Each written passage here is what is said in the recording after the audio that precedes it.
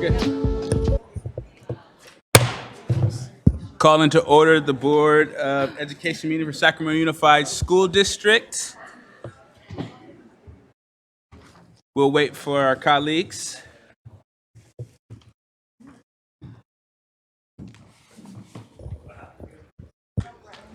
I think the people voted for you to be up here, sir. So come on up. All right, we're going to start off with item 4.1, Pledge of Allegiance. Thank you. Please stand.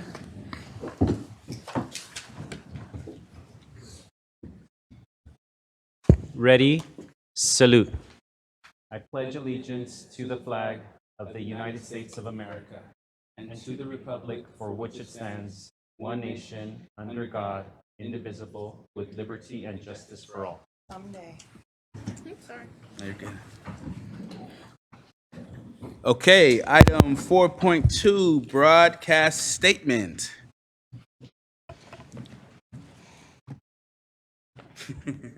This meeting of the Sacramento City School Board is being recorded in its entirety and will be cablecast on Metro Cable 14, the local government affair channel on Comcast, Consolidated Communication, and AT&T Uverse. Today's meeting will air Sunday, March 5th at 1 p.m. and Monday, March 6th at 12 p.m. It will also be webcast at metro14live.saccounty.net and can be viewed on Metro Cable 14's YouTube channel. We welcome members of the audience to address the board. Please a speaker form located in the back of the community room and give them to our communication representatives, along with any handouts you may have prior for the board.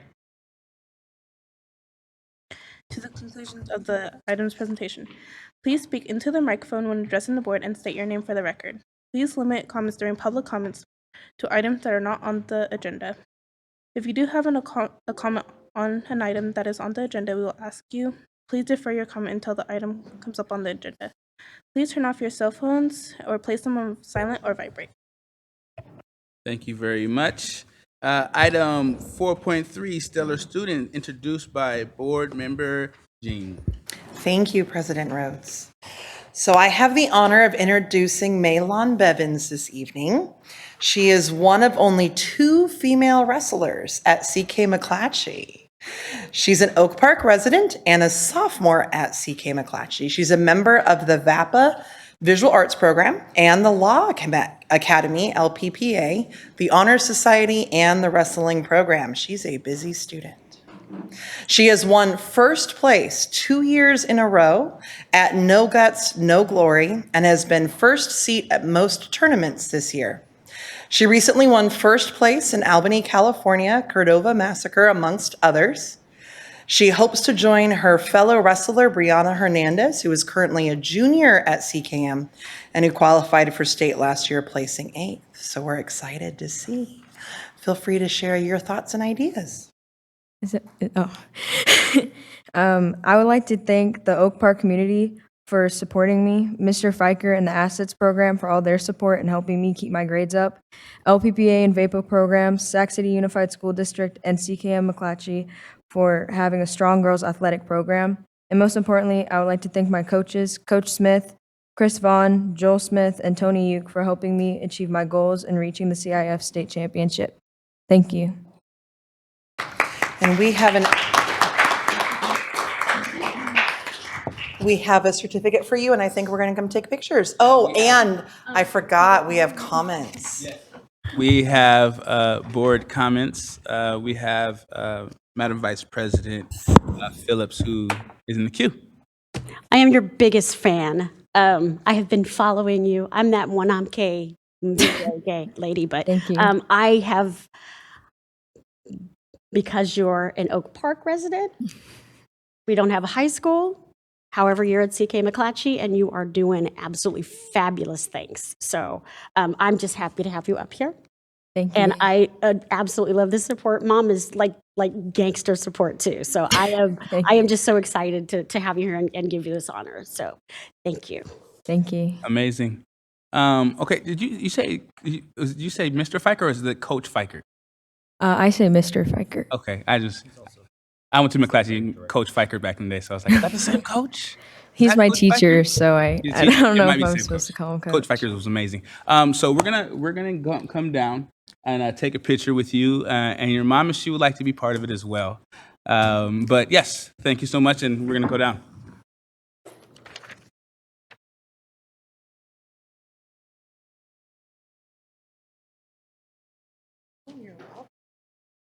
He actually made statements here.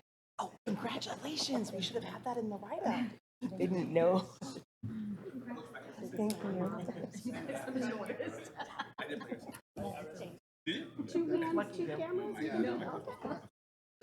All right, ready? 1, 2, 3, and one with this. Got it. Thank you. Thank you. Congratulations and good luck. How's the knee? Oh, it's still. Yeah.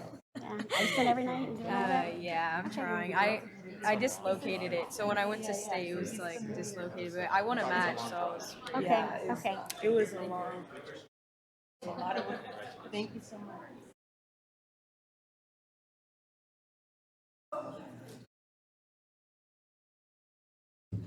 Okay, moving on to item 5.0, announcements of actions taken in closed session.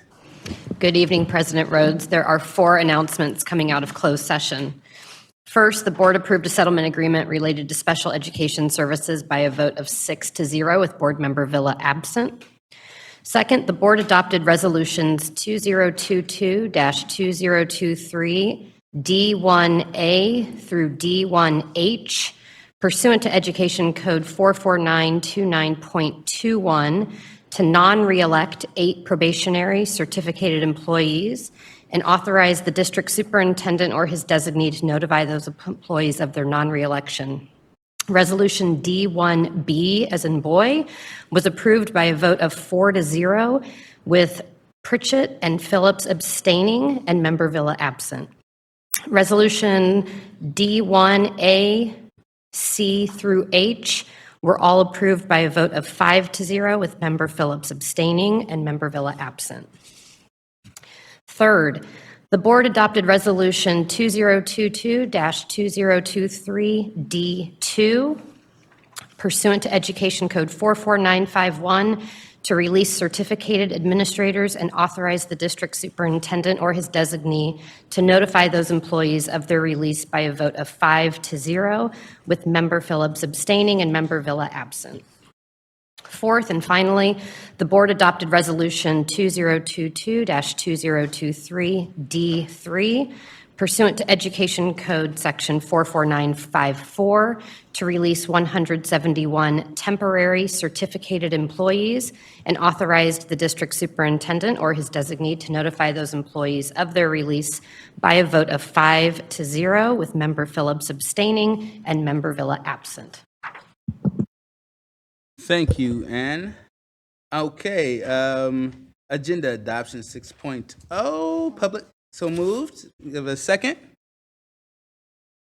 I will second. All in favor? Aye. Aye. All opposed? Okay. All right, now 7.0, public comment. Do we have any speakers today? We have 4. Okay. First speaker is Mark Epstein. Hello, Mr. Epstein, you have 2 minutes here. I will do my best. Good evening, Mark Epstein, California Environmental Technology Education Network, and sort of commenting with some thoughts from last meeting's academic office presentation. And I'm not picking on this district. This is basically with the whole state of California.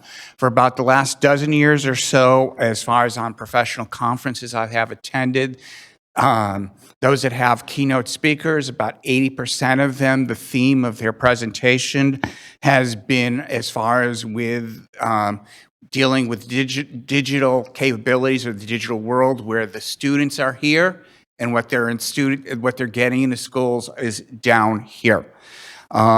We have had very little change of what we are providing in digital skills and utilization since 2000. We know that we have a digital gap in our schools. It's no longer internet capabilities or devices. It really is what's going on in the classroom. Universally, what the students are getting is basically internet searches, word processing, PowerPoint, in recent years, learning management systems. And again, with with the digital, we're beginning to get with the teenagers, a culture based upon that digital. And the failure of the K-12 system to sort of adapt to this really amounts to cultural insensitivity. And that can be seen where we've got teachers who complain a lot about the kids playing with the smartphones on their laps and not paying attention to their presentations, and from students basically that the lessons and everything are boring and unengaging. Now, I've been working for some time with some legislation as far as dealing with these digital skills, and that has put in there 10 skills that the kids should be mastering by the time that they graduate. So universally, all 10 skills need to get incorporated into instruction and mastered with graduation. Thank you. Thank you very much, sir. Next speaker, Margarita Garcia.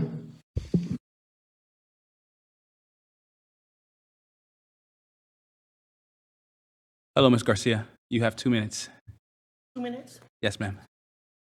I'm going to have to do it very fast, like the bidders. Anyway, my name is Margarita Garcia. I'm Alfonso Ledesma Varela's mother. He's being falsely and wrongfully suspended, okay? Mr. Reginald Brown suspended my son, supposedly because he was on school campus on December 12th, fighting and doing terrorist threats and just making threatening remarks, and supposedly he's a danger to the school. Okay, well, lo and behold, my son wasn't even on school campus that day. He hasn't been in school since December 2nd because of Giovanni Linares' failures to implement IEP, violation of put in place an order, and failures of deadlines of 10-day deadlines, timelines for him to go ahead and proceed with the manifest determination, only for the Sacramento County of Education to rule that it was a failure to implement an IEP for my son. My son has been out of school since December 2nd. He wants to go back. 2 courts already want him to go back, and Mr. Linares violated the OAH hearing for my son to return right after the 45-day placement, which was December 2nd. He didn't allow my son to go to school, which is a failure to abide by the put-in-place order. Now, and then we went ahead and battled it out in the OAH hearings, as we have numerous times already. And so anyway, so we settled, and we spoke, and we said, well, listen, he said, well, if you withdraw him from IEP, then he'll go back to school as a regular student. And that's all my son ever wants, is just to go back to school, okay? And anyhow, so I went ahead and I complied with that, only for Mr. Linares to go back on his word and not follow that settlement agreement with me. So I had no other recourse. I didn't want to file any more educational complaints against the district. We love the district, like I've always said. We've grown up with the Sacramento City Fire District for many, many years, me, my family, and we feel that the district is not, it is legally responsible for its subordinates' actions, but in this case, when employees hide things and lie, just to, for their own self-serving needs, it's really not the district's fault that they don't know what's going on under their subordinates' actions, okay? Either way, I had no other recourse but to go ahead and reopen my complaints with the OAH and the California Department of Education. I really don't want to go forth. I mean, I'm going to have to, but all we ask is that my son return to school, just like the OAH orders ruled, just like the juvenile courts ruled, and we have no other thing to say but that Giovanni Linares, when you talk about special ed, is very violative, and he believes he's above the law. He has no respect for anyone. When we were upstairs and we were going to speak, we were waiting to speak with somebody at the superintendent's office. Then he came out of the office, storming out, and he put his hand in my son's face so threatening like this that I had to get up and I had to intervene and say, hey, let's keep our space. And either way, my son felt threatened, and that's no way for a professional to speak to my son. And Mr. Ray Lozano was a witness of that on that day, okay? Either way, he failed miserably.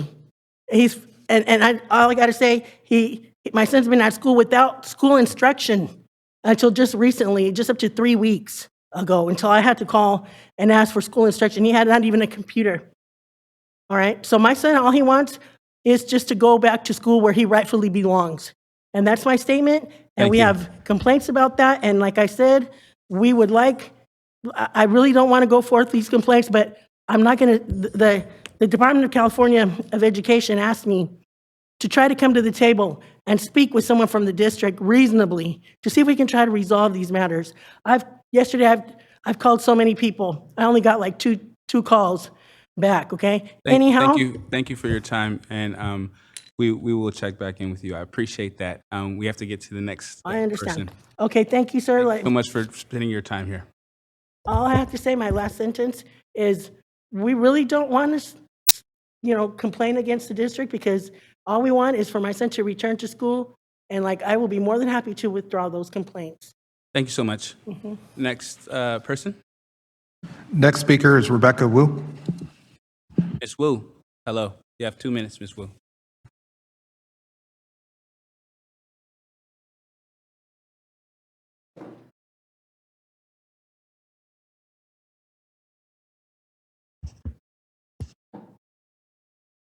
Start when you're ready, Ms. Wu. Sorry.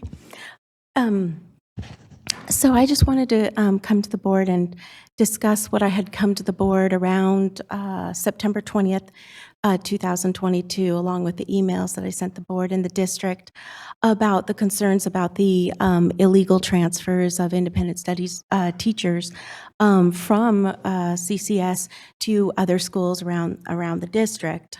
Many of them had told me or had heard that others had felt like it was a bit of a bait and switch, because the application online did say IS. The IS was advertised, independent studies was advertised specifically for CCS through the fall and into the spring, part of the spring, but there was a hiring freeze. There was no teacher shortage. That was a complete false and fraudulent lie intended by the district to state that, as well as to the judge, Kluge, and as well as in PERB. Those were lies, absolute blatant lies. One, because there was that hiring freeze. My friend had applied, and of course they couldn't get an interview. I was told, there was the principal, there was the union rep who had spoken to me, and so the union rep had discussed it. The intention was in the spring to do that. So that intention was to move all these teachers or give them pink slips, but that didn't really work because the numbers were there, and they were going to transfer. And so instead of not being able to move because of the principals who wouldn't let them move over, then in the summer, hiring it without the students' numbers. So that was even explained to us by the principal to the staff. And then there were also major concerns, music being cut down and not done. And then 1 second left, as well as. Please wrap up. Okay, thank you. As well as the music and the teachers that had concerns about being in a classroom and who voiced that prior to the move, and then not getting the training. And I know of two, not getting the training, not getting the help. And then, so thank you so much. Thank you so much. We have another speaker. I think we have Next one. speaker is Carl Pinkston. Mr. Pinkston. Happy day after Black History Month. Good evening, Carl Pinkston from Black Pear Law School Board. I'm here today just to thank the district for participating in the Black Parent Involvement Day, and personally also to thank Chinua Rose and Lavina Phillip for participating, and others who have participated on that day. It was very enlightening for our parents to have an opportunity to sit in the classroom, to observe, to see what's happening, as well as to interact both with the teacher in a, non-disciplinary fashion where they receive notice from their school about, hey, I need to talk to you about your child.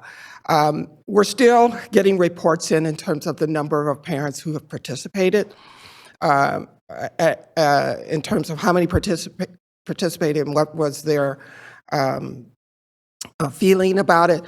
We have a meeting this coming Saturday, so some of the parents will be present at that meeting, but we did today, we just wanted to acknowledge and thank the district for participating in the Black Parent Involvement Day. Just to let you know, there's other districts throughout the Central Valley is interested in doing something along this line, not only just Black Parent Involvement Day, but a Parent Involvement Day up and down the Central Valley, and other parts of Contra Costa has touched base with us, Riverside.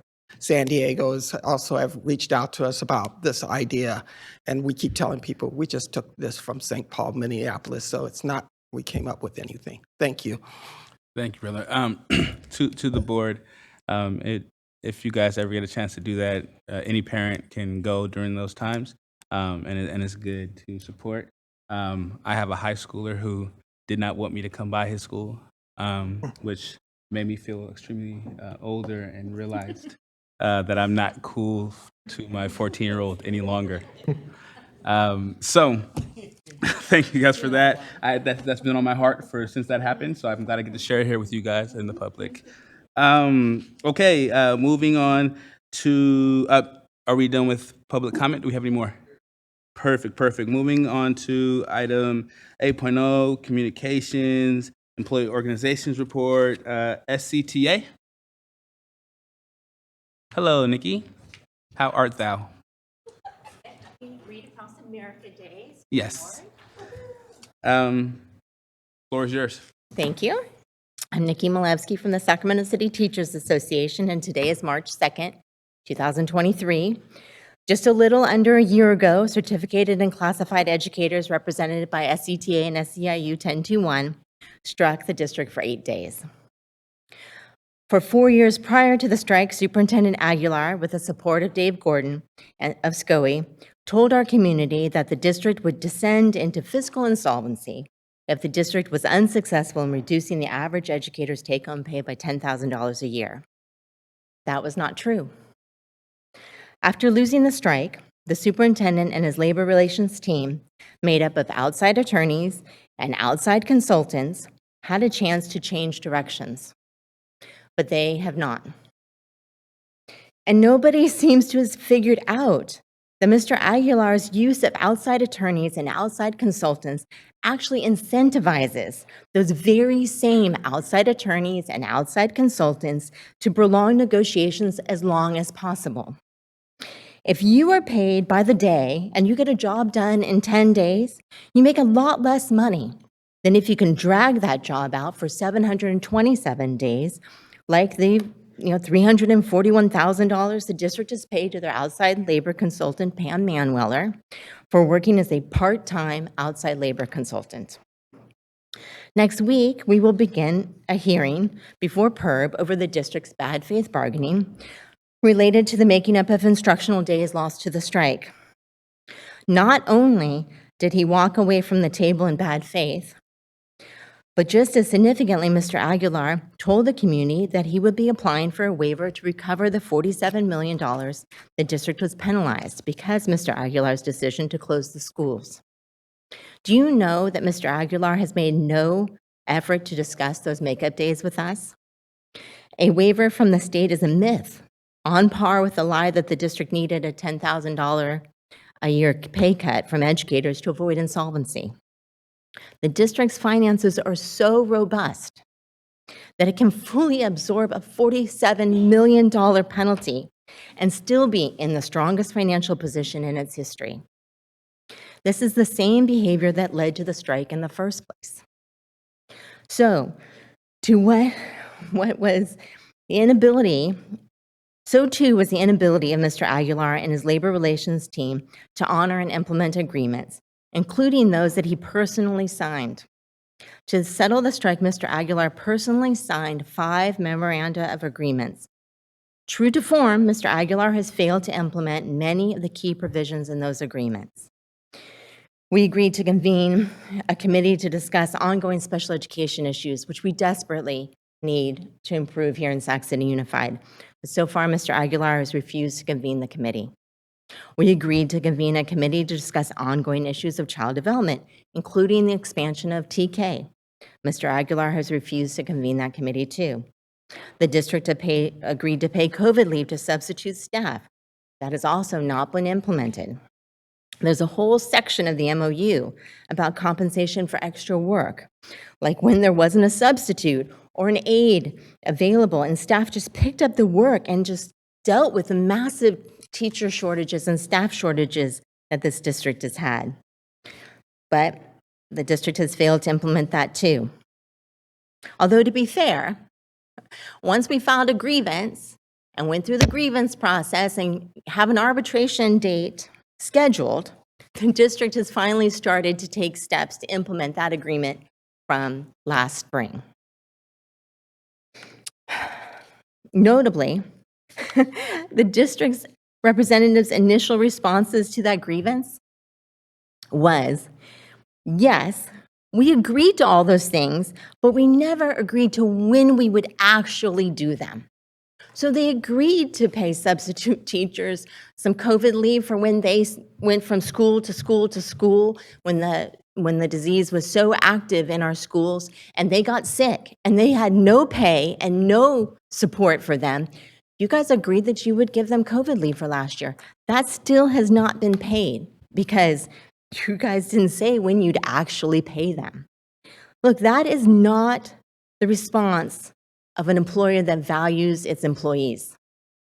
That is not how you treat your employees. That is not how you honor agreements. Additionally, our agreement specifically stated that the parties would begin negotiations on our reopener on or before December 1 of 2022. And yet, here we are, March 2nd of 2023, and we still don't have a bargaining date. With Mr. Aguilar and his labor relations team of highly paid outsiders, we have no expectation that your team will be prepared, that they will be transparent, that their statements can be relied upon, that they will bargain in good faith, or that when they make agreements, those agreements will actually be honored. That is who is representing the district. That is who is representing you. Despite all this and all of our past experiences, we are hopeful. We are hopeful because for the first time in our history, there is a majority of the school board that is committed to more inclusive, constructive, and collaborative approach. With the rare exception, notably, of Superintendent Aguilar and his handful of supporters, there's universal agreement that the district's approach to labor relations needs to be improved. Tonight, you have an opportunity to demonstrate a start towards that new direction in labor relations for the district. Thank you for your time tonight. Thank you very much, Nikki. Now we're going, do we have, really quickly, SEIU or TCS or Teamsters or UPE in this space today? Okay. All right. So then we're going to go to our district advisory committees. Do we have the CAC, the District English Learner Advisory Committee? Do we have the LCAP Parent Committee in the space? Do we have the Student Advisory Council? No? Okay. Black African American Advisory Board. Are any of those folks in the space today? Frank, I almost called on you just to call on you, man. I'm messing with you. You're gonna get up for the LCAP, but you know, no pressure, Frank. You don't have to get up. You don't have to get up. Oh, he's up. He's up. Frank's up. Okay. We have LCAP coming down the line. I promised Crystal I'd be here. I got no choice. Okay, hey, for Frank, if you're in the room and LCAP is called, I'm gonna call you up. I apologize if I should not have done that, but feel free. Frank DeYoung, representing Area 5. Good evening, President Rhodes, Superintendent Aguilar, and other committee members. Board members. We had a very good meeting this month, or actually it was the end of February. I believe we had another meeting on MTSS because the committee really wants to get a really good handle on MTSS and what it is and what it's doing, and if it's going where, seeing how that's part of a lot of the plans that we're moving forward with. I'm also happy to announce we have a new LCAP director. And she came in ready with a plan to help us move forward, and I think we have a good foundation to do that. So I believe the committee is in a good place to move forward and hopefully get the work done that you expect us to do. And so that's kind of where we are right now. We're going to be looking at data and looking at things and trying to assess outcomes and make recommendations that I'm hoping the board will be proud of us for. And I appreciate your time. Thank you so much, Frank, and we look forward to those recommendations. It's always beautiful seeing you, sir. I'm sure I'll be back. Okay. President Rhodes, just because I think it's relevant, I do want to just introduce the board and our community to Ms. Crystal Thomas, who is just with Mr. Frank DeYoung. Thank you, Ms. Thomas. She just recently started in this position, having come from Kansas. So appreciate your commitment to this community, Ms. Thomas. I'm so happy to be here. I've had a great time working with PAC, and we'll keep moving forward, and you'll keep hearing wonderful updates about the work that they're doing. Thank you. Thank you, Ms. Thomas. And we looked. Okay, so definitely. I'll pull it, and we also look forward to meeting you individually as board members. And welcome to the district, and welcome to the mighty work of LCAP. PAC work. I was on the PAC myself before being an elected official, and it's really, really great work that you do as community members to impact our district. So I hope you continue to steward that with these great individuals who are on the PAC now. Thank you. I'm really excited to work with them. All right. Thank you. We also have, no, you're good. What do we have here? Public comment on the LCAP Okay. from Rebecca Wu. Okay. Let's do it, Ms. Wu. How are you? Hi, yes. So my comment is that in the LCAP, there is a lot of funds, Title I funds and other funds, where you're focused on the LCAP for how many different programs and different things that are allowed. Among them is music and arts, and so music and arts are extremely important in this district, so important for kids. I was told by my principal, really focus on bonding. And so that's like, I did a lot of activities and things like that, rather than as much as the curriculum for one point in time. But anyways, the music is so essential, and it's extremely concerning that earlier in this school year, in September, the district cut the music program out of the independent studies. That school needs it more than anyone because these kids need so much activities or socializing or something, and it is so essential. And that music program was cut, bizarrely, because not only that, it was approved prior to the beginning of the program, as well as where funding goes, as well as what programs are available, and yet that program is cut. It was cut from that program. It was a very bizarre situation, and it was just a serious concern. Thank you so much. Thank you. This, not, you're good. Is the public comment on item 8.2? She requested to go now, Margarita Garcia. Is it on item 8.2? You're going to be speaking about the LCAP?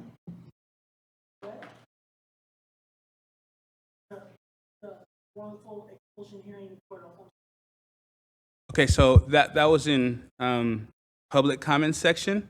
We're taking comments from item 8.2, district advisory committees. Is it not on 8.2? It appears to not. Okay. If we can get one of our staff members to talk to you while we finish this, that would be more advantageous to the. Yeah, so if can somebody connect with her, please? Thank you.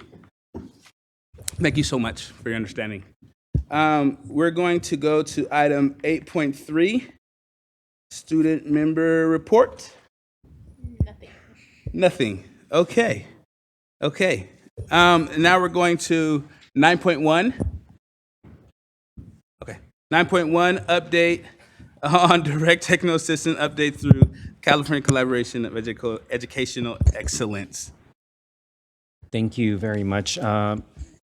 President Rhodes, I just want to very quickly, as our team is coming up, as well as staff from the California Collaborative for Educational Excellence, just remind our board that this again continues to be a focus on issues related to student achievement. You heard 2 meetings ago our introduction to the board, bringing to the board some student achievement data and laying out a description for the board and our community of different entities that are involved in working with Sac City Unified to try to improve those student achievement outcomes. We talked about the role of the California Collaborative for Educational Excellence. We talked about the work that we are doing with the County Office of Sacramento around differentiated assistance, with CDE around our special ed program as well. And what we tried to portray to the board is that we were going to do everything we could to bring together a coherent strategy that had us working very focused on student achievement through high quality instruction rather than try to respond to each of those entities.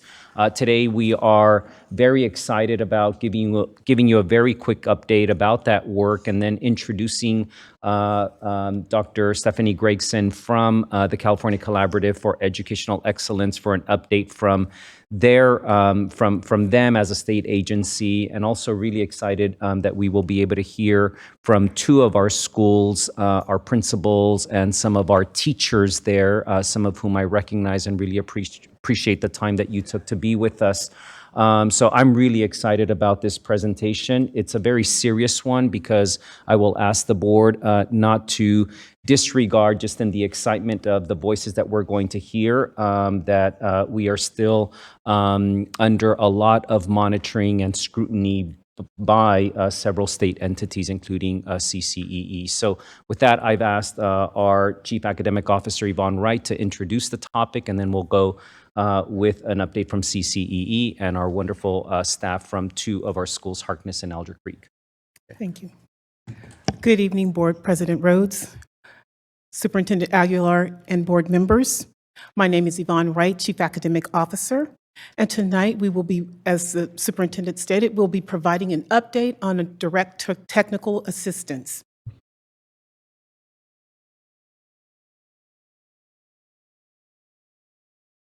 I need some assistance.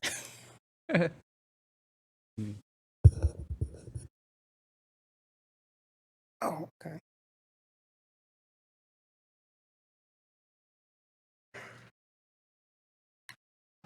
Can somebody please provide her direct technical assistance?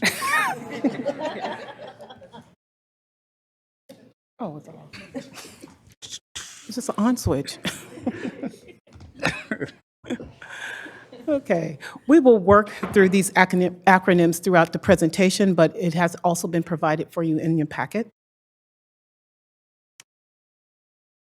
And we'd like to begin our presentations by redirecting ourselves to the core values and the guiding principles which guides our work, especially our focus around providing support to our students least well served. Tonight, you will hear about the intensive support provided to Sacramento City Unified School District through direct technical assistance from the California Collaborative of Educational Excellence, in which 2 of our schools receive intensive support.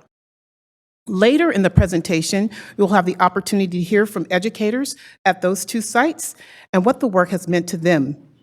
In addition, you'll hear how we are using our learnings from these 2 sites to build the capacity within our district with site leaders and staff across the district to support multi-tiered system of supports. At the last board meeting, I shared how critical it was for us to develop strategic priorities to provide focus and alignment for the work that we are engaging in with our support providers. At this time, I want to introduce Erin Hansen, the Assistant Superintendent of Curriculum Instruction, to further elaborate on our work. Good evening, board members. Nice to see you tonight.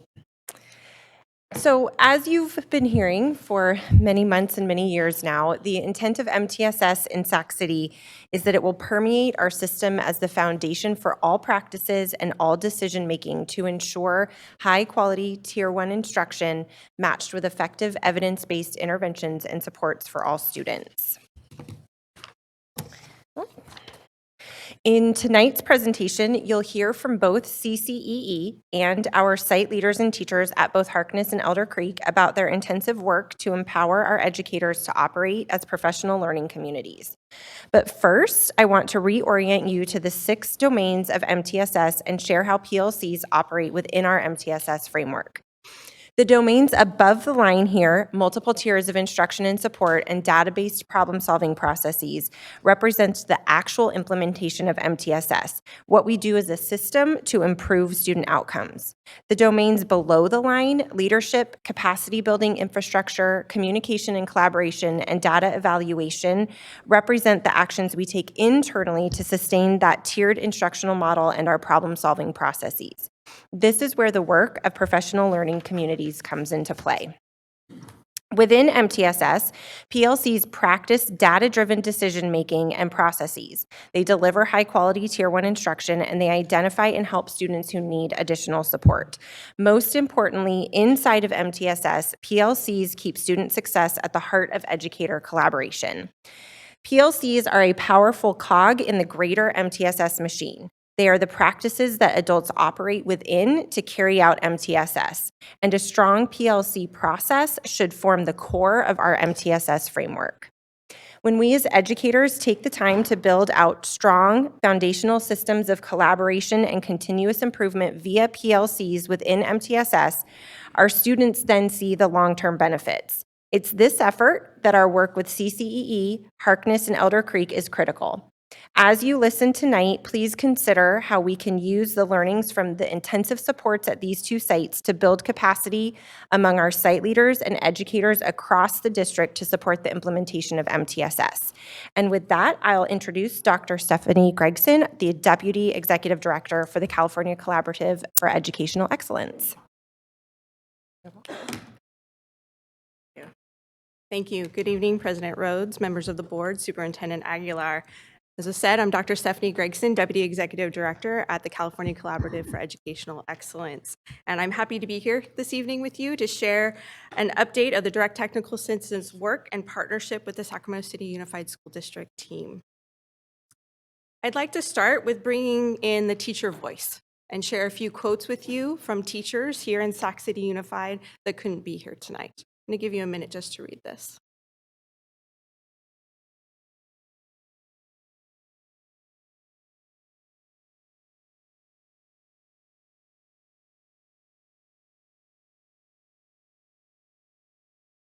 And here's another one.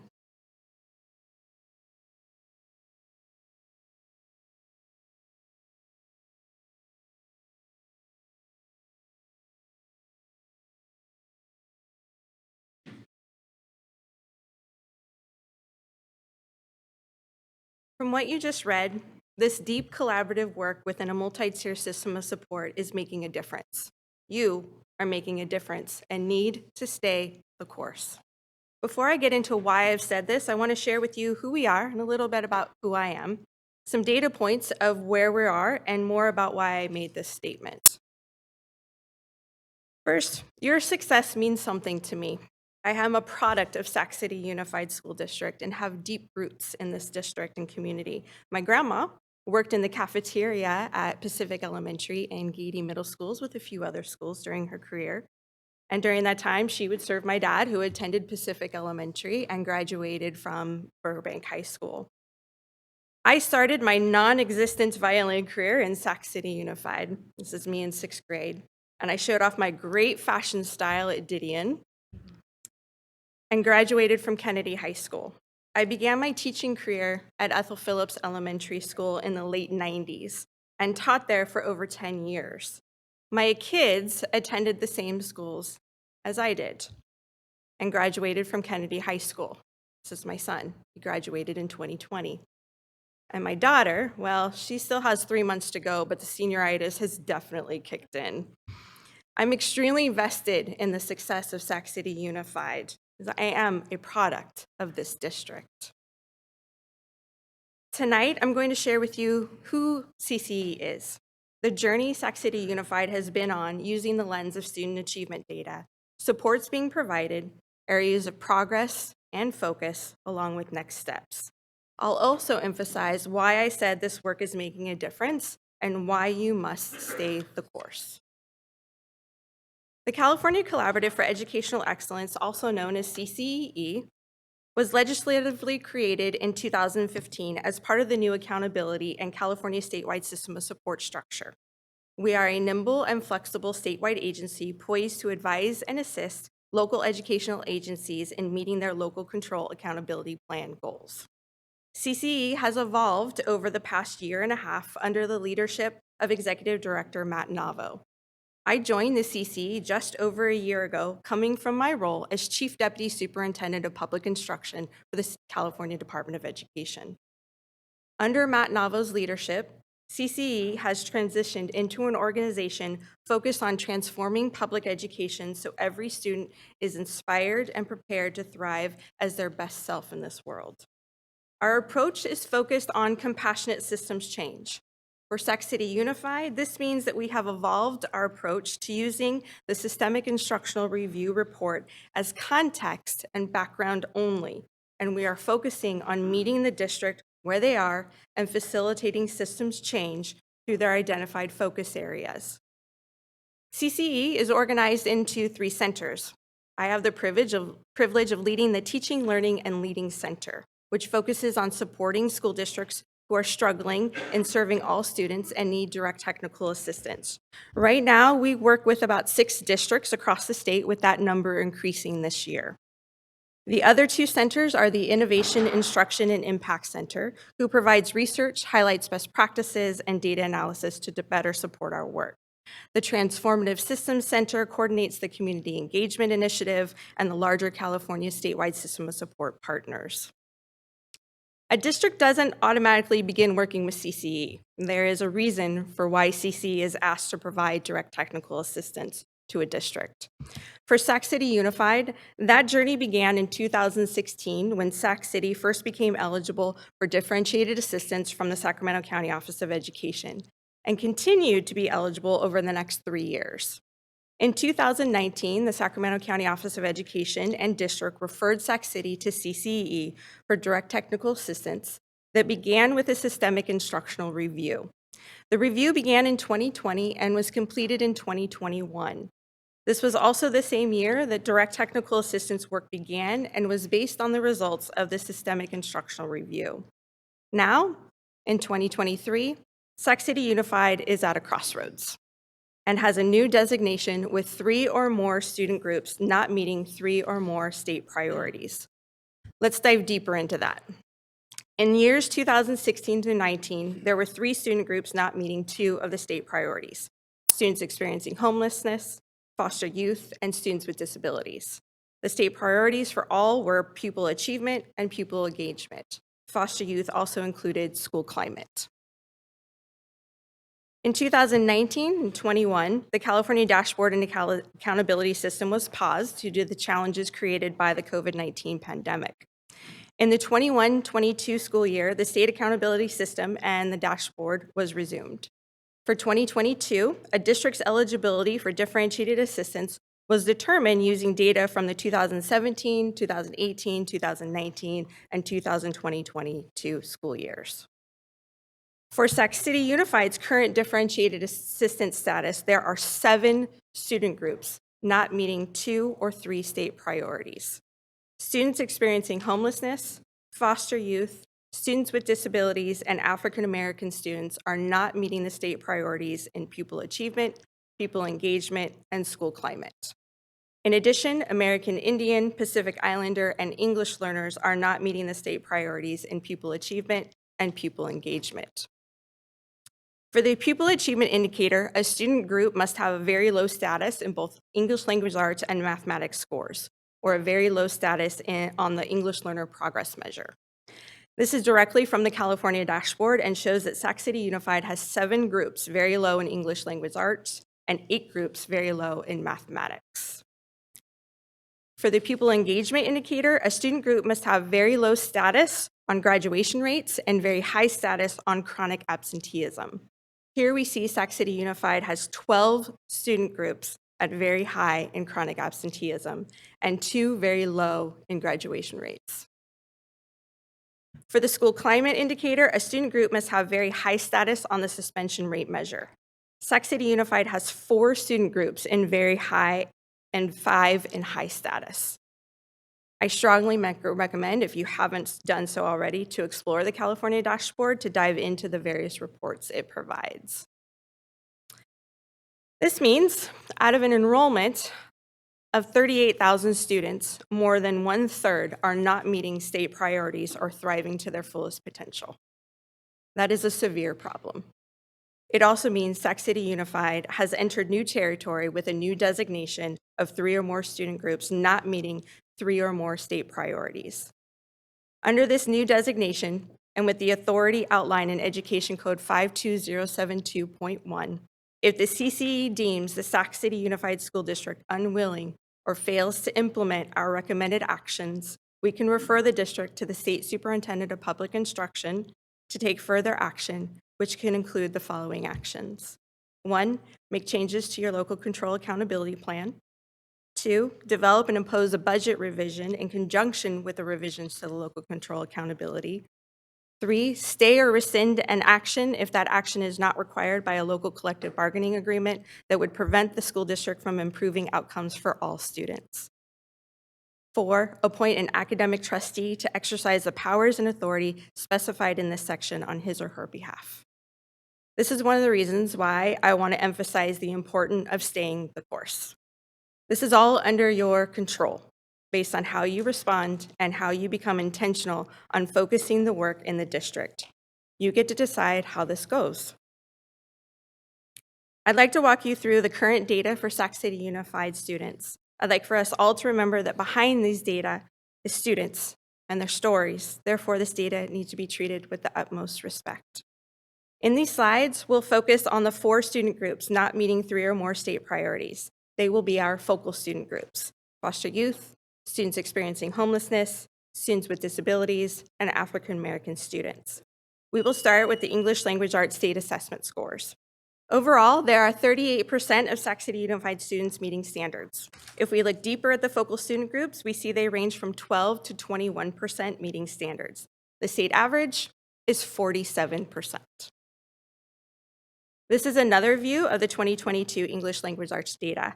This view shows the distance from standards met in points. Again, we see students' outcomes below standard met, with the focal student groups being significantly far below. All students are at 32.9 points below, and the focal student groups range from 96 to 128 points below. The state average is 12.2 points below standard met. Here, we're looking at the 2022 mathematics data for percentage of students meeting or exceeding standards. Overall, there are 26.93% of students meeting standards for mathematics. The focal student groups range from 3.93% to 12.28% meeting standards, all well below the state average of 33.38% meeting standards. Here's the mathematics data by distance from standard met. All students are 69 points below standards. We see the focal student groups ranging from 127 to 156 points below standard met. This is a significant distance from standard. The state average is 51.7 points below standard met. The English language arts and mathematics data really highlight the need to ensure first high-quality instruction is being provided and supported for all students, and the importance of the implementation of a multi-tier system of support across the district. This is the 2022 chronic absenteeism data, and you can see overall the Sac City Unified rate for all students is 36.9%. The focal student groups range from 45 to 79%. We understand the entire state struggled with chronic absenteeism rate, and the state average is around 30%.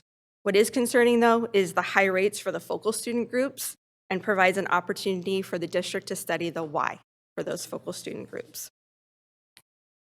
The overall graduation rates for Sac City Unified is 87.8%, which is above the state average of 87.4%. However, when looking at the focal student groups, you see rates ranging from 55 to 84% for foster youth, students experiencing homelessness, and students with disabilities. All other poor scores of the focal student groups contribute to the low graduation rates, as they are all interdependent of each other. Systemic work on performance, behavior, and attendance is necessary to increase graduation rates and opportunities for all students. The last piece of data is the suspension rates, which are indicators of school climate. Overall, 4.9% of students are being suspended, with focal student groups being double to almost quadruple the rates, ranging from 8 to 19.5%. According to the California dashboard, that is over 12,500 students that are being suspended across the district for at least one day for a year.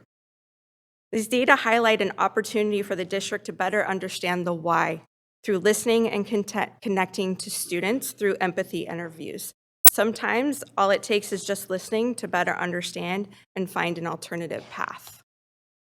After seeing the current state of the district through the lens of student achievement and outcomes, I'd like to now share with you supports that have been wrapping around the district and how those supports are providing a pathway to progress and for you in staying the course.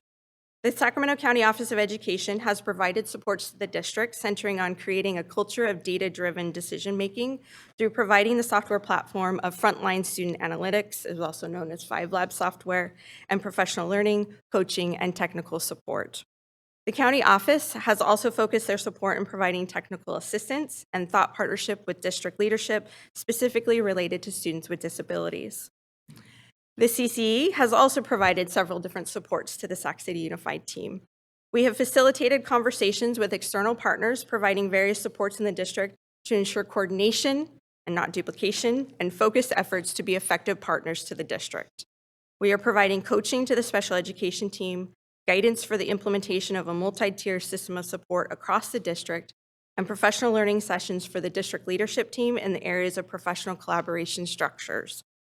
CCE has also invested almost $1 million over 3 years on an intensive support model being implemented at Elder Creek and Harkness Elementary Schools. I'd like to dive into this model a bit more and also have you hear from those doing the work. This intensive support model is centered around deep teacher collaboration focusing on student learning. It is the foundation of implementing a high-quality multi-tier system of support. There are 4 essential questions grounding this work. What do we want students to learn? How will we know they learned it? What will we do if they haven't? And what will we do if they have? The school site teams at Elder Creek and Harkness Elementary School have made commitments to be in this work together, and they are already seeing the positive benefits of their work and student outcomes. This work is critical in building a tiered system of support with a high-quality instruction framework. But this work is better shared by those doing this work every day. So I'd like to welcome the Elder Creek team to the podium.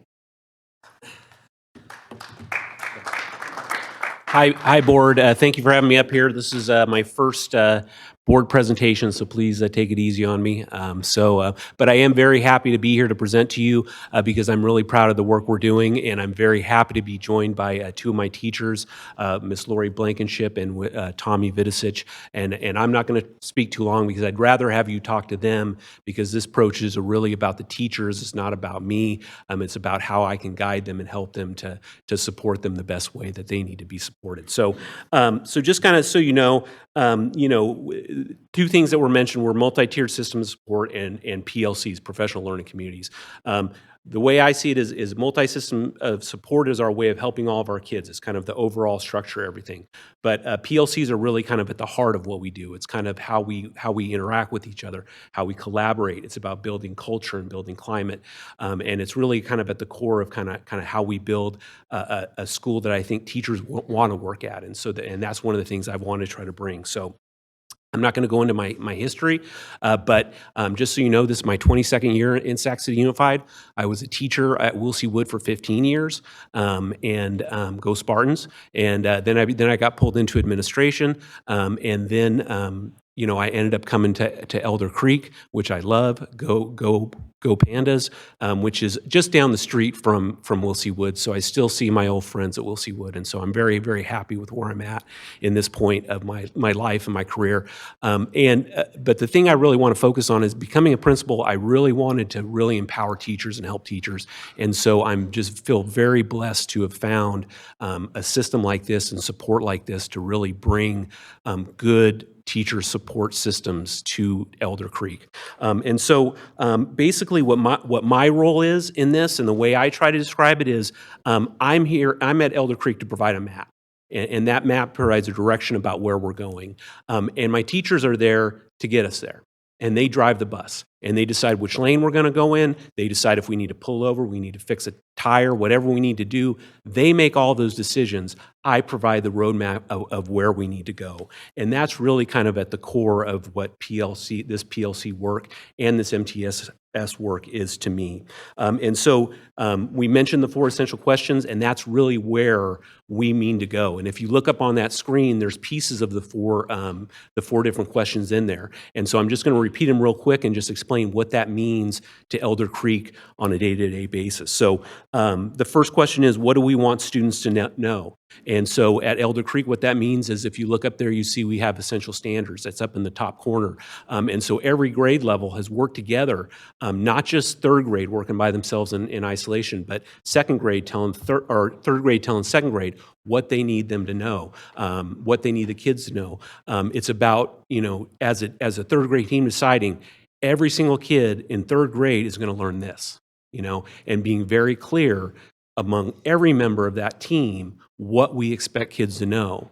And so it really creates clarity, and it really creates a kind of a focus that I don't think my teachers have had before. And I know when I was a teacher for 15 years, I never had that level of focus on we are all working together towards we're not going to let a kid leave third grade at Elder Creek without them knowing these 10 essential standards, right? We're not going to let them leave.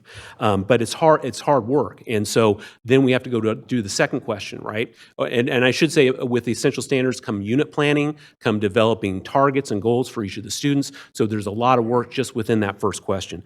And so then we go to the second question, how do we know if they know what we want them to know? So our teachers have to work together to develop assessments to see what they're doing. And they have to look at data, and they have to use that important CT time with focus to really look and analyze where kids are at.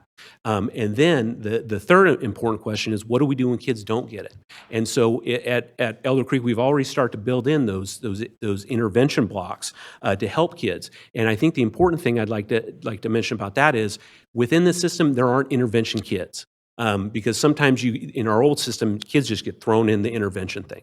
With this focused data that teachers are doing, what they're able to do is say, okay, well, you didn't get this standard, so you get intervention. You got the standard, so you get advanced. You get to just work on learning more about that standard. And so you may be an intervention for one program, for one standard, but then you get the next standard, and so then you're getting a different type of help. So it's really targeted about helping kids by name. And within our intervention system, our teachers are already sharing all of our kids. So the kids are everyone's kids. It's not just my class, it's not just your class, it's everyone. The kids are all of ours, and we're all responsible for their learning.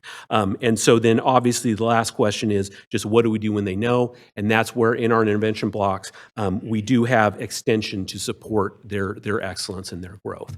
And so that's kind of all I wanted to say about it. That's kind of my role as principal there. But thank you. And so I'm going to turn it over to Tommy, who's going to talk to you from a teacher perspective, kind of what it's like. All right, thank you. Yeah, my name is Tommy Vidicic. I'm a Sac City product, and I've been a teacher at Elder Creek for 7 years, fourth grade teacher. And those 4 questions have really revolutionized the way I've just kind of framed everything. And they seem so simple. And when we really start talking about these questions and really digging into them, we're having conversations that we've never had before. My colleague Lori, she's 3rd grade, and we've never sat down and said, okay, here's what I need them to come into 4th grade with. And I haven't sat down with 5th grade and said, hey, or 5th grade, tell me, what do they need to come out of 4th grade? So these conversations have just really revolutionized the way that we're thinking, just how we've kind of structured this year. And it's really been a game changer. To be honest, I've really been waiting for something like PLC. Our hearts have been in the right place, but I just don't feel like we've had the know-how of how to actually effectively collaborate. And, 2 of the main things is that we've been able to create an overall vision that the teachers that we sat down and made. And the second is, how to structure our collaboration time. So we're really getting it done because, at the end of a school day, we all want to vent, and this really gives us a laser focus of how do we meet the needs of our students. So like I was saying, we've wanted to have these conversations. We just didn't know how. And, our PLC rep, Mac, he's amazing, and he's really facilitated these conversations. And I just can't speak highly enough of the deep conversations that we've had and the progress that we've already made just this year, because this is our first year. And, it really feels like PD, professional development, like infused with collaboration on the ground and what we're doing, because for me, I always go to PD and I'm like, oh, that's awesome. I'm going to do that in my classroom. And then Monday rolls around and I'm like, I got to do this. I got to do that. So this is PD, with the facilitators helping us say, okay, how are we going to implement this in a way that's going to meet all the needs of our students? And those 4 questions have really, revolutionized the way that I've kind of thought about teaching. And the last thing, and I'll keep it quick, it's teacher focused and teacher driven, that we're kind of making the decisions because we know our students best. And I really feel that this program is teacher driven, and I'm really excited. For the first time, I feel like, all right, I think we can do this. I think we can really. This is a game changer. So thank you. I'll let my colleague Lori, who's 3rd grade, speak. Good evening. Lori Blankenship. I have taught in the district since 2017. Although I'm not a product of the district, I did marry a product of the district, and my children are in the district as well. I teach 3rd grade at Elder Creek. And I just want to echo what Mr. Vidisich was saying, how impactful it is when the decision is left in the laps of teachers. We know our kids, we care about our kids, and when the decisions are left up to us on how best to serve them, it's a game changer. When we are able to talk with every grade level at our school and hone in on those essential standards that we need to focus on, because we know that there are a ton of things to teach, and when we focus in and say, what do Elder Creek students need this year to be successful in their grade next year, the data that we look at makes sense. And it's not just a chart, and it's not just scores, but it makes sense, and it makes us have the ability to make impactful decisions.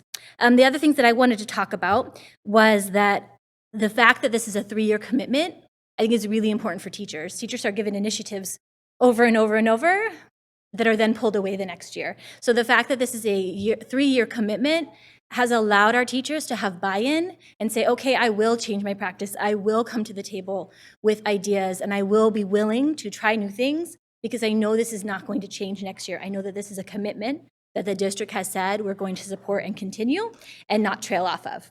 The other thing that I wanted to highlight was how important it was that our administration is flexible with what we're doing in the classroom, that we're not tasked with staying with a certain curriculum, that we are able to say, this isn't meeting our kids' needs.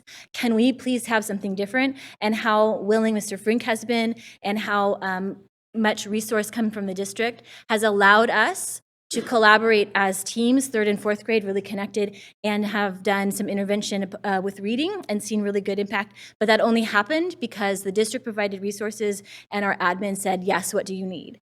And that happened very quickly. So it was not something we had to wait a whole year for. And lastly, I want to say that one support that I think that the district can really provide for us is providing professional learning that teachers identify as a need. So rather than initiatives coming down to us and being told that we need to do these things, for us to reach out and say, we need phonics support, we need intervention, what do you have existing, what can we use with our existing students right now, right away, that we don't have to go create or purchase. And so that collaboration between sites that are doing this work and the district, being provided high quality instruction curriculum, having coaches come and show us how to do things and model that approach based on what we give as feedback and what we need also is something that's really important to teachers. So I think that's all I wanted to say. Thank you for your time.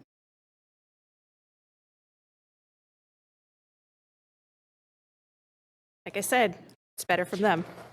And here's our team from Harkness Elementary.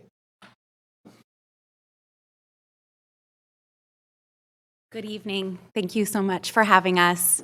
I'd like to introduce our awesome team of teachers. Mr. Sean Peters teaches 5th and 6th grades. Miss Angelica Martinez teaches 2nd grade. Miss Josette Bro teaches 1st grade. And Miss Joanna Sanchez teaches RSP at a school I feel very proud of, Harkness Elementary.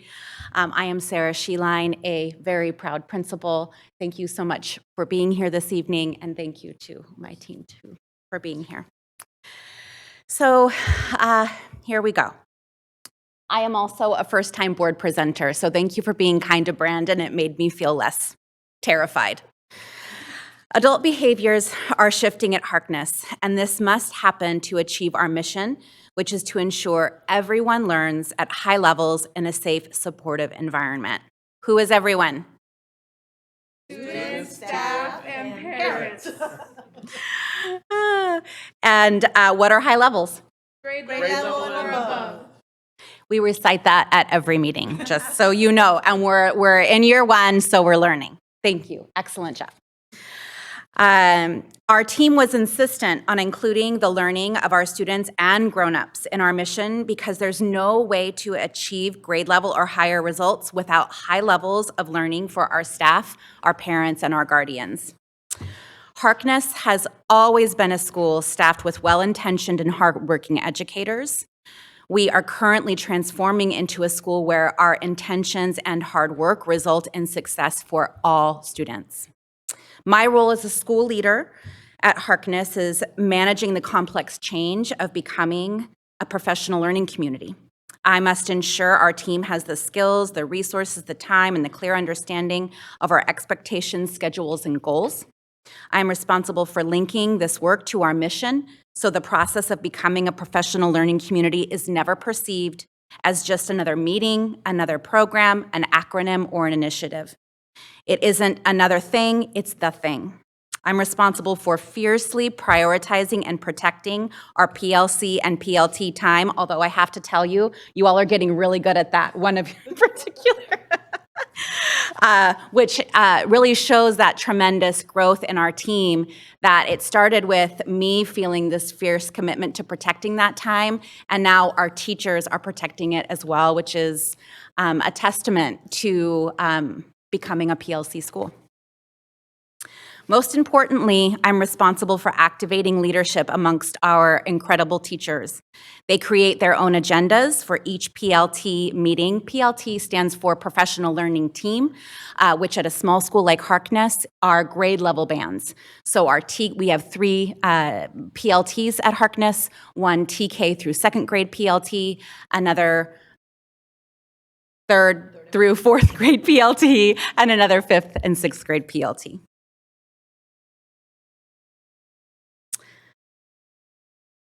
So they create their own agendas for each PLT meeting and at a minimum meet with each other for 1 hour every week.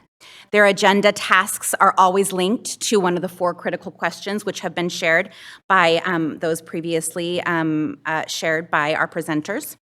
And it's a rare occasion for me to walk into any PLT session being held amongst any of our teachers where I am not hearing them talk about responses to one of those 4 questions. And always in service of our students, our families, and our mission. Harkness is in year 1 of MTSS implementation.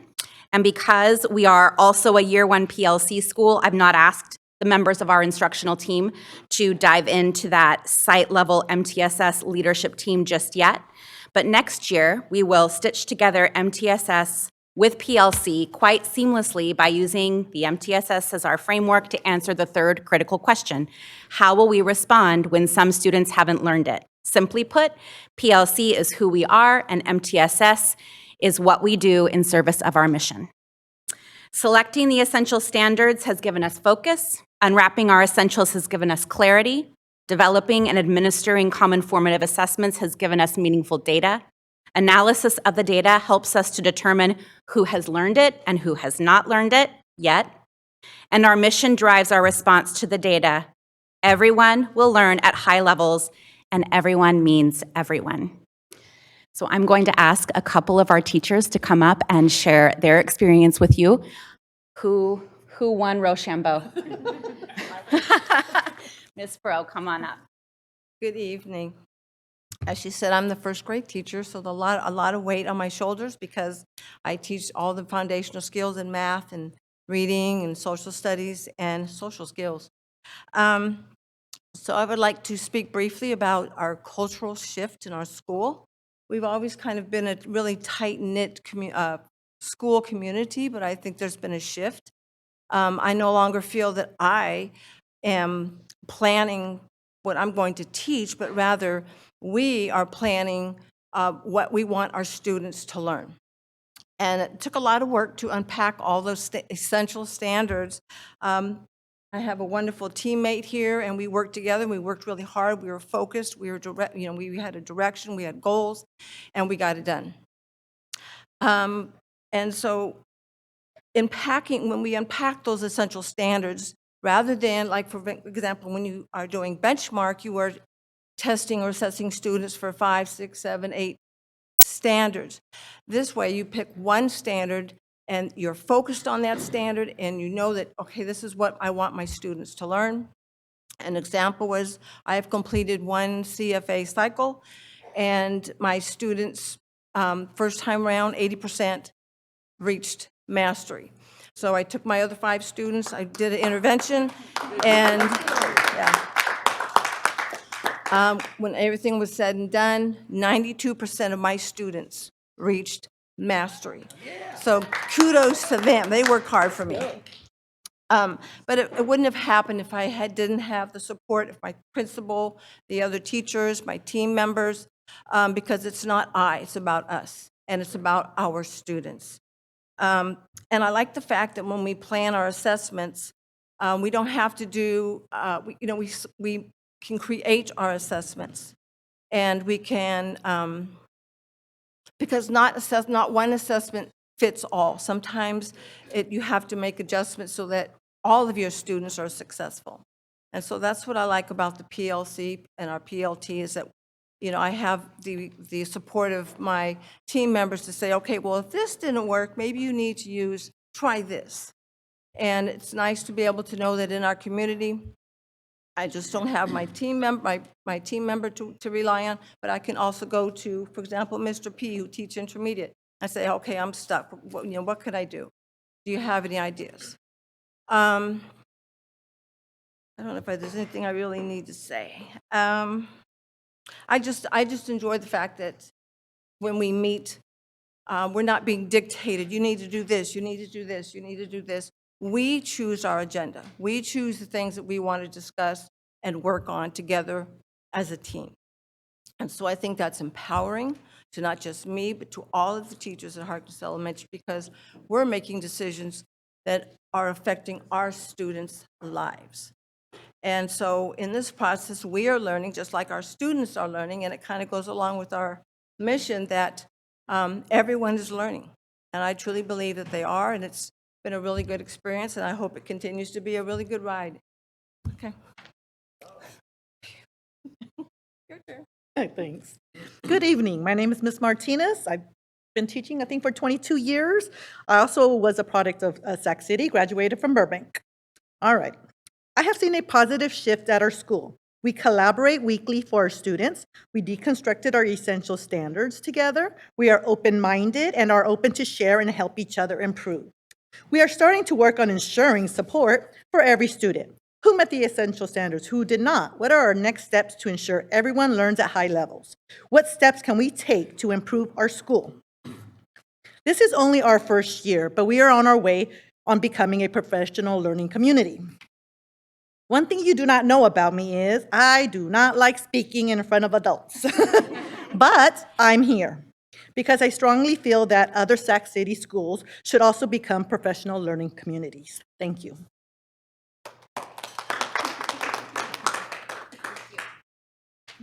I didn't ask for an allotment of time, but I have to say thank you to my district friends. You've shown up, Mr. Superintendent Aguilar, you've shown up at virtually every meeting that we've had. That speaks volumes. It renews that partnership between the district, staff, union, parents, media, everybody. Let's get back to where we should be. Congratulations, new board members. I'd like to say that. Welcome on the positions. I would come over and shake your hand because I want that partnership like that, but it feels very formal, so I don't know if I can do that. All right, I'm coming in.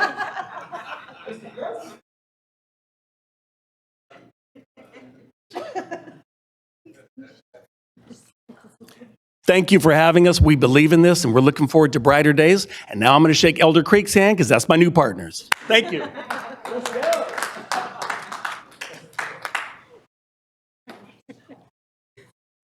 Their meetings are just as fun as their presentations, I can say that.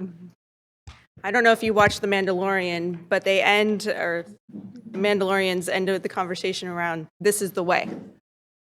And so I really want to highlight, this is the way. You've heard that. And here's some more quotes from teachers at these two schools that couldn't be here tonight, but I wanted to make sure that their voices were included. So I'll give you just a second to read those.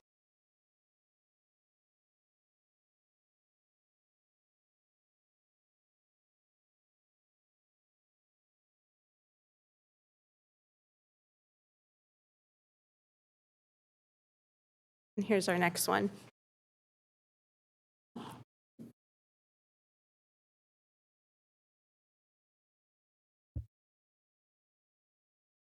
The Sac City Unified School District is making progress in several different areas.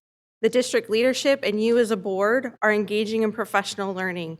All are systematic and deep work to build the capacity and coherence across the district.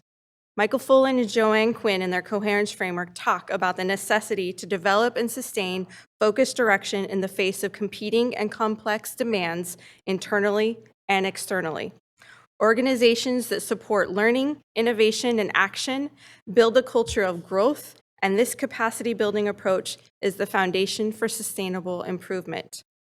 The most impactful progress we have seen in a very short period of time, and as you've just heard, is the work being done by the teachers at Harkness Elementary School and Elder Creek Elementary School. The work there is the foundation of a multi-tier system of support and is the pinnacle of authentic collaboration, absence of blame and excuses, work that is truly focused on high-quality instruction and student learning. As I mentioned before, the Sac City Unified School District has control over what happens next. We encourage the team to stay the course and focus on these three priorities. These are all connected and interdependent of each other. The foundational work of a multi-tier system of support grounded in authentic and deep collaboration focused on student learning can be a model for the rest of the state, and that is what we believe in looking for. We are working with state-level partners in sharing this work across the state and more specifically at the legislative level, as we believe this is where the focus needs to be. Sac City Unified has the opportunity to utilize these learnings from the intensive support model to build capacity across the district and align professional learning from the boardroom to the classroom. You are making progress and doing well, especially at the two focus schools, but you can't rest and must stay the course because you have some barriers that are problematic, such as the inability to know where your students, all students across the district, are in their learning journey. This is critical to grow the work that is happening. In March of 2022, we sent a letter to Superintendent Aguilar outlining our concerns, and we remain concerned.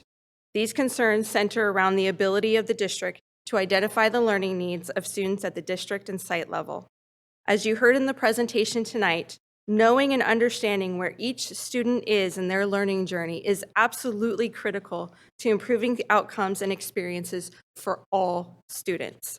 We strongly encourage you to stay the course and prioritize this model of deep professional collaboration that prioritizes student data for purposes of improving student achievement. We feel the approach this district is currently taking with a 3-year professional learning plan, building capacity at all levels, is the right path to be on. I've said this before, you get to decide on how this all goes. And as Nelson Mandela once said, may your choices reflect your hopes and not your fears. Thank you for your time, and I'm available to answer any of your questions. Thank you so much. Do we have any public comment on this item? There is none. Okay, going over to my colleagues. We have Member Pritchett in the queue. Thank you, President Rhodes. There's not many presentations that we hear on this dais that hit me in the gut like this one did tonight.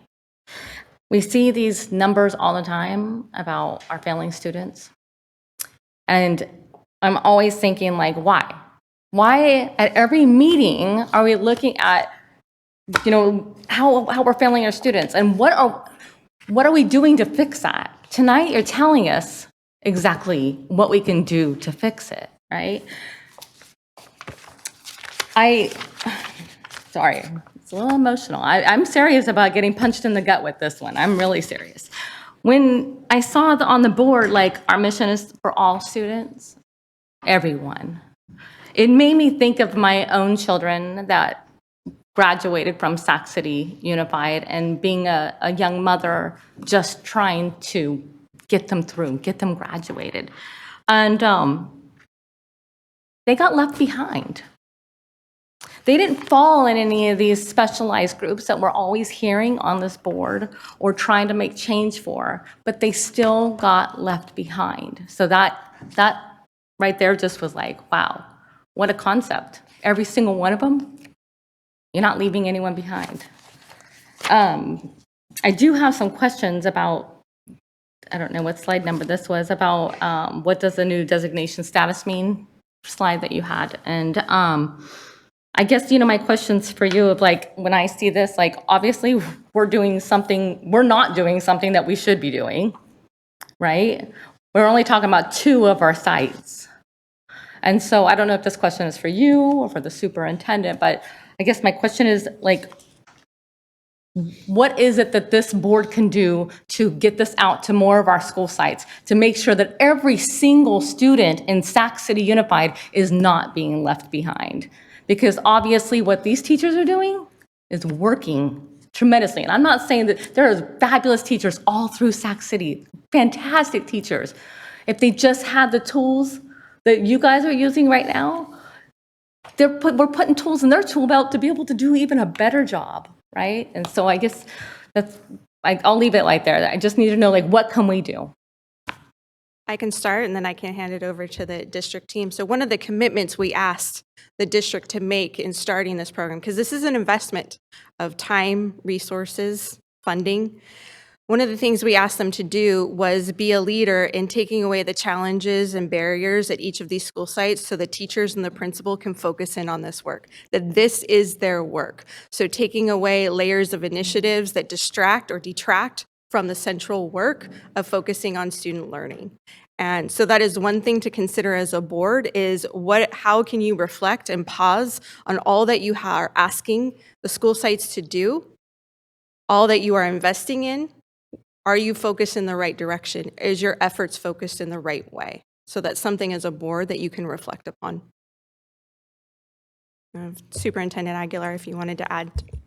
Go ahead, and you go ahead, Superintendent. You can say what you say. Sure. I actually will just interject here, and then I'll wait until the very end after all of our board members make their comments. I did want to just, again, as I said earlier, board members, what you should expect is a series of additional presentations in future board meetings, because it will be critical for our board to understand from our Chief Academic Officer, from our Assistant Superintendent of Curriculum and Instruction, Erin Hansen, what are the things that we're already starting to learn? What are the things that we're already starting to do to continue to scale this mindset? We always will have the challenge of scaling from an improvement mindset perspective and also from a numbers perspective, right? These are 2 schools out of 75 schools. And I will be committed to being impatiently patient, but at the rate at which we would be able to scale to 75 additional schools, that would be far too long, and there would be too many lives that we wouldn't be touching. So we are already doing a lot of this work across the district. What you're hearing, I think, from these teams is, and I was just really deeply inspired, this idea that we often put the onus of learning on students only. And this idea that we are all learners, that teachers today came and said that onus shouldn't just rest on our students, that it rests on all of us as learners. And the spirit that you heard from them of coming together and sharing methodologies and looking at data and improving their own craft is the kind of improvement mindset that we have to scale. That is not going to be easy, and it certainly is not going to be easy to think about how do we take these 2 schools and scale to an additional 75 schools. It would take far too long for us to see the benefits at 75 additional schools. So while we will not be able to replicate this intensive model exactly, one, because of the human resources, the capital resources. You heard from Dr. Gregson, the commitment that they have made of $1 million over 3 years for just 2 schools. And certainly that's a discussion that we can have as a board in terms of the capital resources required for this, but we cannot afford to wait. So we're trying our best to identify the capacities that we have to provide and the professional learning that we have to provide to our instructional leaders, our site leaders, to be able to work effectively with their teams and build instructional frameworks that are coherent and that start at the board level and obviously penetrate all the way down to the classroom level. And so I know that's a very long response, Member Pritchett, but I just want to encourage the board to know that we are going to keep coming back so that you have a better understanding of what are we doing at these 2 schools, but what obligations do we have and what have we already started doing at the other 75 schools. Thank you, Superintendent. Okay, next on the docket in the line, we have Member Kayada. All right, great. First, I'd like to say I'm really heartened to see the progress we've made at these 2 schools. I think this is great. We definitely need to figure out a way to get this implemented system-wide. Also, really happy to see the Vikings team here. My daughter was in TK there last year, so please don't leave until I can get a picture with Mrs. Sheline to show her. It'll blow her mind. A couple questions about, I think it's about the 20th slide. It's this one. Not sure if this is for Superintendent. So who invited this intervention? Did we? Did SCOE? And who is paying for it? Are you talking about the intensive support model or differentiated or direct technical assistance? Either, I guess, just bringing CCE into the district. So in 2019, the Sacramento County Office of Education and the Sac City Unified School District sent a letter to CCE referring the district to CCE for direct technical assistance. And CCE does provide the funds for this intensive support model over 3 years. Okay. So when this was requested with the district support, was this the superintendent? Was this the board? This was the superintendent. So I'm really concerned, I guess by a slide, what does our new designation status mean? I'm very concerned that we have essentially entered into a situation that could result in us losing local control. When I'm reading this, it almost feels like we're basically saying we're either going to do better or that it's going to be kind of like a tentative state takeover. You're going to be possibly changing our LCAP, which our PAC works so hard on, changing our budget, which this team works so hard on, doing other actions that could strip us our control as a district. So That's not a place we ever want to go with you as a district. We're here as partners, and we want to see, as I said in the beginning, I'm vested in this. My team is vested in this district success. And so we don't ever want to get there.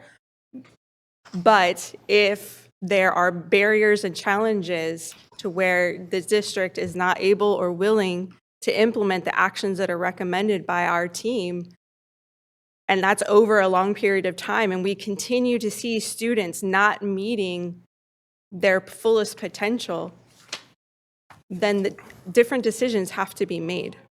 And this education code provides that authority to our organization to make those decisions.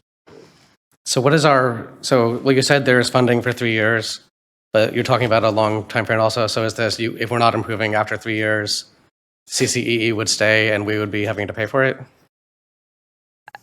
So the funding for the intensive support model, it's a 3-year project. After the 3-year project, hopefully these 2 fine schools will be professional learning community model schools, and they'll be model schools for the district and for the state and for others to come and observe. The funding for that, if after the 3 years, is up to the district of how they want to invest their funding. But this project is for 3 years. So the district could choose at the end of 3 years not to continue with the intervention from CCEE, is that correct? No, so those are 2 different things. This is an intensive support model project that we have going on at Harkness Elementary School. The broader direct technical assistance that is provided by CCEE as a whole, that continues until we see progress of student outcomes as outlined on the California dashboard. And that this district is paying for? No. Who's paying for that? This is through the Sacramento County Office of Education and through CCEE. And what does a successful graduation from this intervention look like? I'm not discounting that we need this. I'm just looking at what is progress? How do we come out of this? So there's a couple of different measures. You're looking at qualitative and quantitative measures. Quantitative measures are around your student outcomes.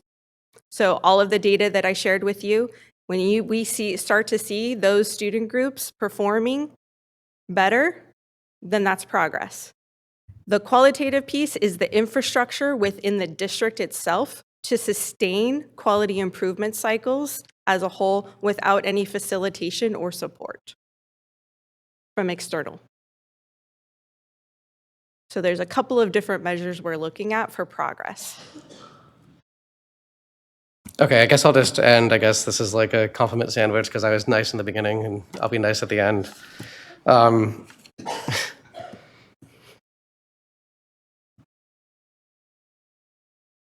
We definitely need this work. I'm not discounting that. I don't want any of my comments to be construed by anyone to say that we don't need this work. I'm just very concerned with the very, very big stick at Education Code 52072. And it's just difficult for me with legislation like this. It feels like this is being forced on us by the state, and we are working really hard locally. And it seems like if we don't do exactly what CCEE is asking us to do, we're essentially being held hostage to losing control as a board and as a community over our own district functions. So, well, I guess that wasn't super nice, but sorry, these are concerns that I'm seeing here. And maybe that's a reason for us to double down on what we do, and that's great.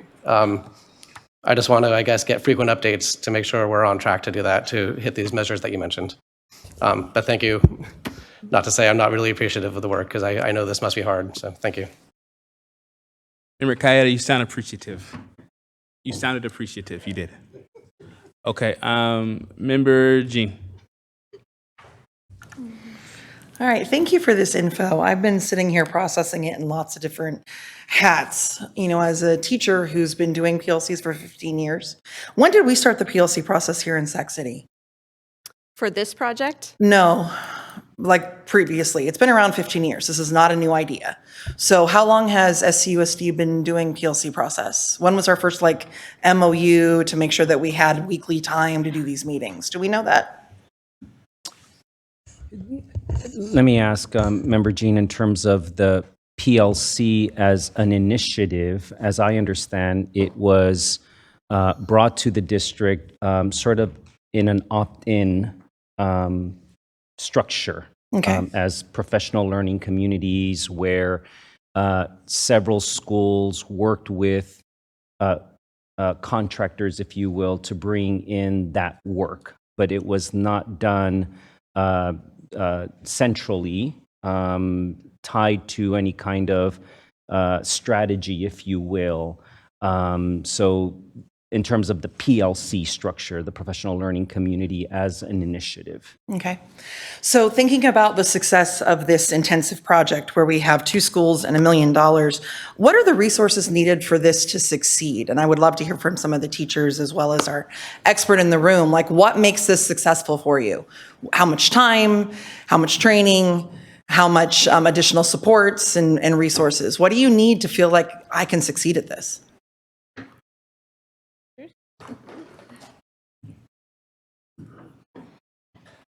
To me, the engagement in this process that makes me feel like I'll be successful is the consultants that come in that know what they're doing and that facilitate our conversations. They don't come in and tell us, you need to do this, you need to do this. They say to us, what do you see? What does that mean? What does the data say to you? What decisions are you making? And so for us to become a successful PLC over this 3-year process, being walked through, and then those consultants walking back, like they said, at the end of this 3-year process, we will be a PLC. We won't need any more of that outside coaching and support. From the district, I think what makes this successful is, as I mentioned earlier, flexibility, resources, the professional learning that our team says that we need to meet our students' needs, yeah, those are the things that stand out to me as far as making this successful. I will speak to it just as a teacher, understand scaling it to different schools. I think we have this intensive support with these professional coaches coming in. I think that once you start that ball rolling in a district, you can do model schools and partnering, and then that initiative can grow from there as well if you have teachers that are committed and have good knowledge of that. So that's how I feel. So with no, thanks. Actually, stay right there. I have follow-up questions for you.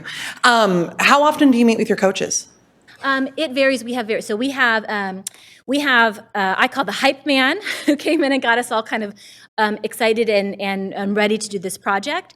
And then we have our overall PLC coach who I would say we meet with, we have a leadership team that we then go meet with our grade level teams. And we would meet with him, I would say about once a month.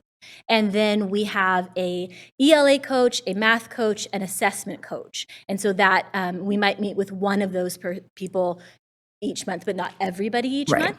And then with our PLT, so I'm a grade band, so I meet with 3rd grade. We meet with them 1 hour each week. And then occasionally we will partner with like 4th grade and do meetings like that. Another thing that could make this more successful, we talk all the time in our PLTs.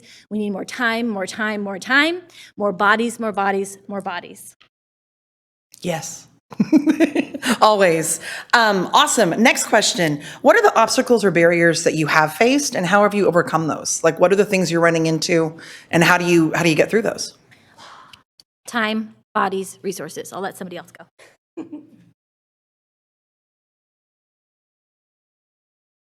Anybody else want to add?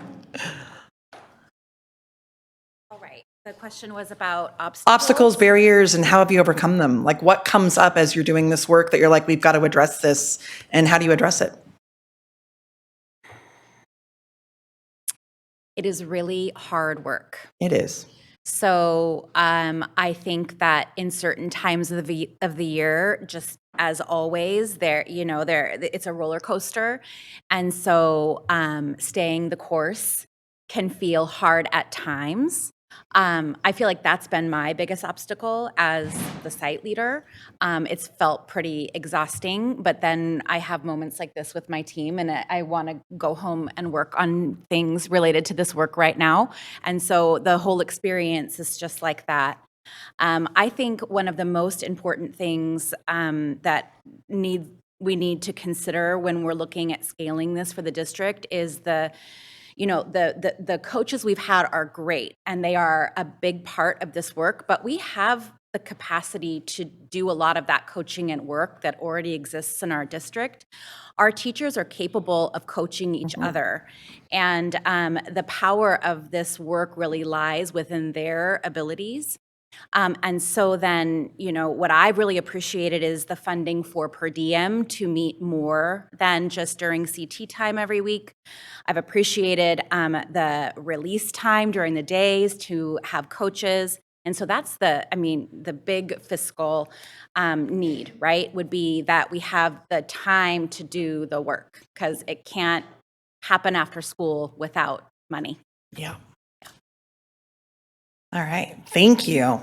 If I could just add one Yeah, thing, definitely. structure. So just to give you number sense wise, is that each of the schools gets about just over 50 days of coaching for this first year, and then that tapers off every year. So by the third year, it's around 25, 27 days of coaching. And would those be full days, or are we talking about anything from a full day of training to like a 1 hour meeting? There's So 50 usually when the meetings. coaches are there, they meet with every single grade level team for an hour or more, depending on the schedule. So you're looking at like release time or prep time where those kiddos are doing something while the teachers are having the time to meet with the coaches and get the supports. And then it sounds like we've got a tiered structure of a leadership team getting some training that then goes into the other teachers and whatnot. Yes, and when they talked about bodies, it's about substitutes that for the release time, and substitutes that are the same. Yes. Right, so that the learning can continue in the classroom, and then also those intervention, so more teachers that can provide the intervention, or actually more of the extension, because the classroom teacher should be providing the intervention within their RTI structure. Yes, definitely. So thank you for answering all those questions. I wanted to make sure I wasn't just putting my personal experience into this, because pretty much you have all said the same things I've been experiencing as a high school English teacher trying to do this for the last 15 years, right? We all believe in the system, and those 4 questions are powerful, and they completely change and shape how you approach your instruction and how you engage students. And it moves it from that whole, well, I taught it, to, but did they learn it, right? That powerful idea of we are teachers, but our product is learning. And what you're proving, yet again, is it's always about time. And that when you start putting anything on our plates and you don't take something else off, we get burnt out. And so I can only imagine, like, I adore hearing these inspirational stories, and thank you for your honesty about how hard it is. It's emotionally draining, it's relationally taxing, and it's so inspiring all at the same time, right? And so if we're talking about an investment and a culture shift, we're talking about massive money. We're talking about substitutes, we're talking about time, we're talking about class sizes and prep time and all of the things that cost money to make this successful. And the reason I want to emphasize that is because I can only imagine that there are teachers on the other side of this conversation that are going, I've been doing this for 15 years, and I wish I was on a campus where I felt inspired and I had the training and I had the time, and I don't, and I'm exhausted and I'm drained and I'm burnt out. And I can only imagine that we've got people feeling that way too in this very large district. So to get a bit more specific about Member Pritchett's question about, like, we look at this data, I want to make it very clear that the data the board has to look at and the data the teachers look at is very different data. Because when you start looking at assessments, right, how do we know they learned it? There are so many ways we gather the info of how students learn something that has nothing to do with state assessments. Like, absolutely nothing. And state assessments are flawed, inherently racist, and really demonstrate how much money a school has more than anything else accurately. That's just very, very broad statements, my beliefs about these, right? So we're constantly in this space of give me good data to look at. So the PLC process lets us look at data, and it puts the teachers as the experts. I appreciate that you're like loving getting the training, but I really loved that we're going, no, it's about the expertise we have because we work with these kids and we know what they've learned and we know what they need to learn. So our voices have to be part of that conversation. I also wanted to mention does the new designation status mean? And Member Kayada's questions around that. I have big questions about our current LCAP and how we approach it, because it concerns me that it's not based in employees in the district working with kids. And so I just want to let people know I want more information about our LCAP system, because I'm not sure that the current plan and current system is leading to PLC success.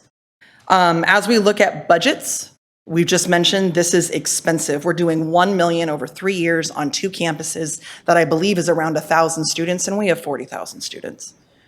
Right? So our budget process and looking at it as we look at budget development and all of the money the state's given, 13% and change last year, 8% and change this year, as we move forward, or I should say next year, 13% this year, 8% next year. Like, what does that budget look like? What are we committed to? And then we look at like, what are the actions we're taking and we're committed to? This isn't a new system. This is an expensive system. And it's incredibly successful when you have the resources you need. But how do we make that happen as a board? Those are deep grappling questions we're going to have to work on. Thank you for letting me pontificate a little bit and process my thinking through all of this. And thank you for the inspiration that this model can work, because I need that in my daily life sometimes too. I think that's all I have to say, President Rhodes. Okay, are you sure? Never, but I'll stop there for now. Okay, all right. Have a long night, guys. Member Singh. I use my button. Just want you to know. All right, perfect.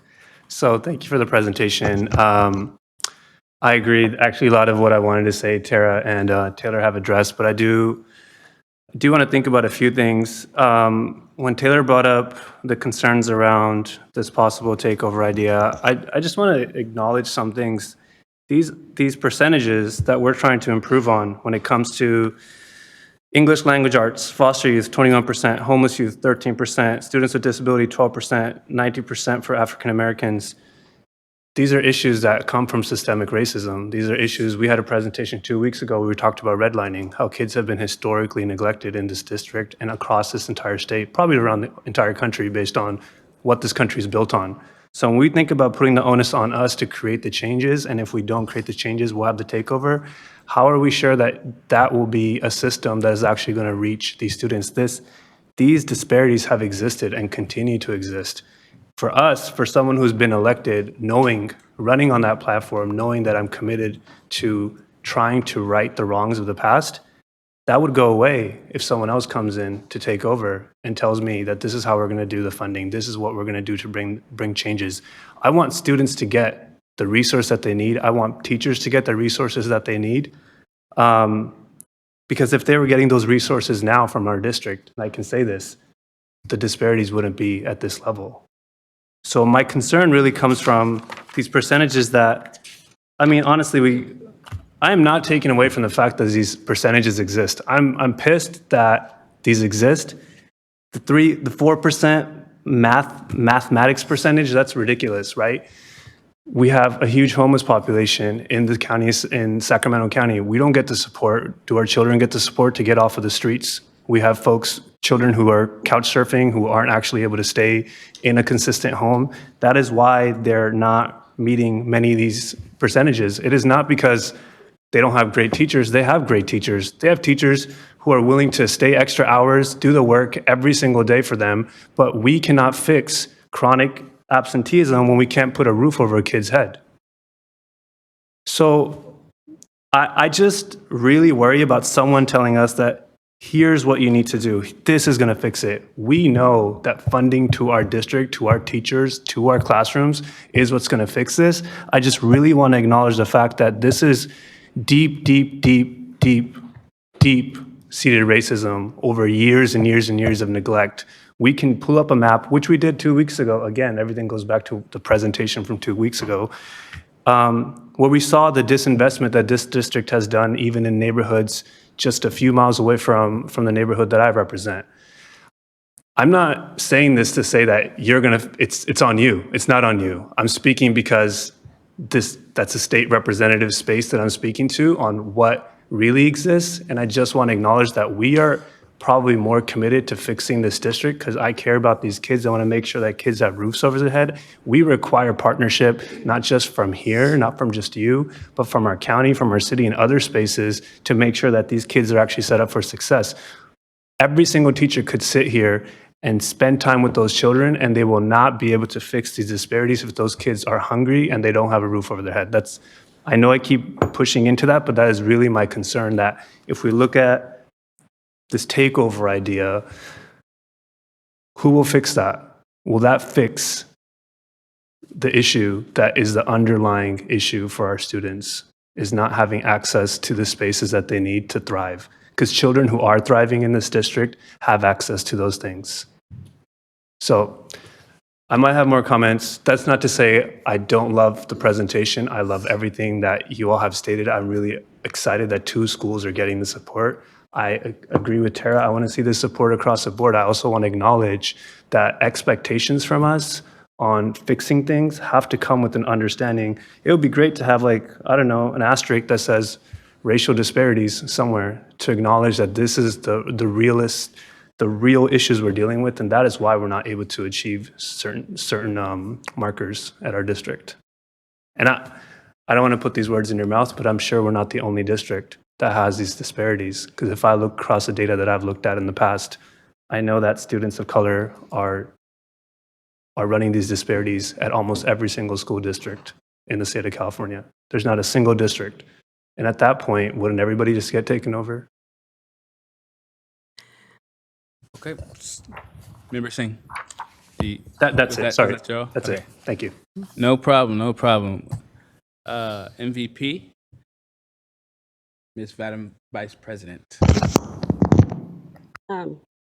So, I'm just going to read it. While we recognize that our system is inequitable by design and we vigilantly work to confront and interrupt inequities that exist to level the playing field and provide opportunities for everyone to learn, grow, and reach their greatness. There's always a good plan. There's always something that works perfectly. And I think a year and a half ago, we went to Arkansas and we saw a fantastic, wonderful program. There are some issues that I have with scalability because the places that we visited in Arkansas were primarily tiny districts and there weren't a lot of people like me there. So some of my worry and concern is, and it's not you, please don't take this personally, I'm a little triggered. Stay the course hurts my heart. I don't want to hear that. That doesn't work for me. While I understand that there is passion behind that, I would like you to consider, and you don't have to, but I would like you to consider a different way, I guess, to explain that we as a district need to, I guess, I went through a thesaurus and I'm like, maybe perseverate, maybe persist, maybe, you know what I mean, push forward. But it's really triggering to me to hear that. And it makes me think that by putting an effort forward to do this, we're trying to do it for all children. And I know that is a goal that everyone wants to have, but it feels like we have to start somewhere else. And like I said, I've said it once, don't take offense, but usually when someone says that, you might be offended. So I'll just apologize in advance. But the systemic issues that I saw in Arkansas weren't really addressed because there weren't, there was not a high number of Black kids and Latino kids. Like, there were things missing. So we've talked a number of times about, educators' perceptions of the students that they teach. So we're talking about, implicit bias and, your run of racist tactics that, of course, this nation is built on. But I want to make sure that you understand that where I'm coming from is this is a fantastic program, but it is not for all students. It needs to be for these specific students, because when we talk about foster children, you know what I'm saying? When we're talking about homeless children, right? And then we categorize us as simply African American, and we're forgetting what part of those numbers we are. And I love this plan. When I went to Arkansas, I was like, oh, this is great. But something was missing, and it was me. And while I understand this is a fantastic plan, I don't feel like there's a way that we could make this work at every school, because if it was as important as I think it should be while we're trying to stay the course, every school should have this happening in every classroom. Every classroom needs to have this. And the fact that we cannot do that, and I recognize that it is something that feels out of our reach right now, is not disturbing, but it's confusing to me, because I don't see it affecting certain things in our system, like perception of children, recognizing that this and and I'll say also, Arkansas didn't have any labor. Arkansas was missing that. And so we didn't have the support that we needed for our teachers and our staff. But at the same time, I think every teacher who's out there has been doing this all along. None of this is new to you, right? It can't be. Because if you've been in a classroom and you have passion and you care for these students, you're doing everything that you can to educate them properly. But I just believe that the idea of this is glorious. And, the fear that I have is that there will still continue to be students left behind because of the way the system is designed. And so, I'm not sure if part of this program with, professional learning communities is also stressing, the fact that many people can see a 7 or 8 year old boy and treat them like a grown man. That's what's important to me. And that's what I want to see as a part of this program. You can educate, but, you can pass algebra and still get shot in the street the next day. And I think that we're not there. We're not at a point where we can make this happen. And I to my colleagues, I understand this and I want this, but I think we may be reaching around said elephant in the room. And it's always that elephant, and it is that racism in this nation. And, and like I said, this is not personal to you. This is just my concern in that we talk about all students and we never focus, or we try, or we avoid, I don't know what we're doing, but there is a difference between equality and equity. And giving all of this, which is fantastic, to all students, still brings the numbers like this. And we still have children that are going to be at the bottom, regardless of how high they are. So, like I said, I'm not a professional in what you do. I'm a social worker, and what Member Singh is saying is that there are other factors that we need to be maybe even hyper-focused on, and it's a social change. And that social change is not going to happen just by educating children. I don't think it's going to raise the bar the way we need to until we address what the actual problem is, which is the system, and which is the way the system is designed. So, when we have consultants, I mean, is there, like, are we how much, I mean, there's the question of how much are we going to pay consultants? Do we need to bring outside consultants? Do we have staff that has the knowledge base already instead of being coached? I'm really, it feels, y'all know what I'm about to say. It feels really, really white to me. It feels white to me. And that's not just specifically talking about, Caucasians in general, but it fits into that category right now for me. So I'm going to have a lot of challenges.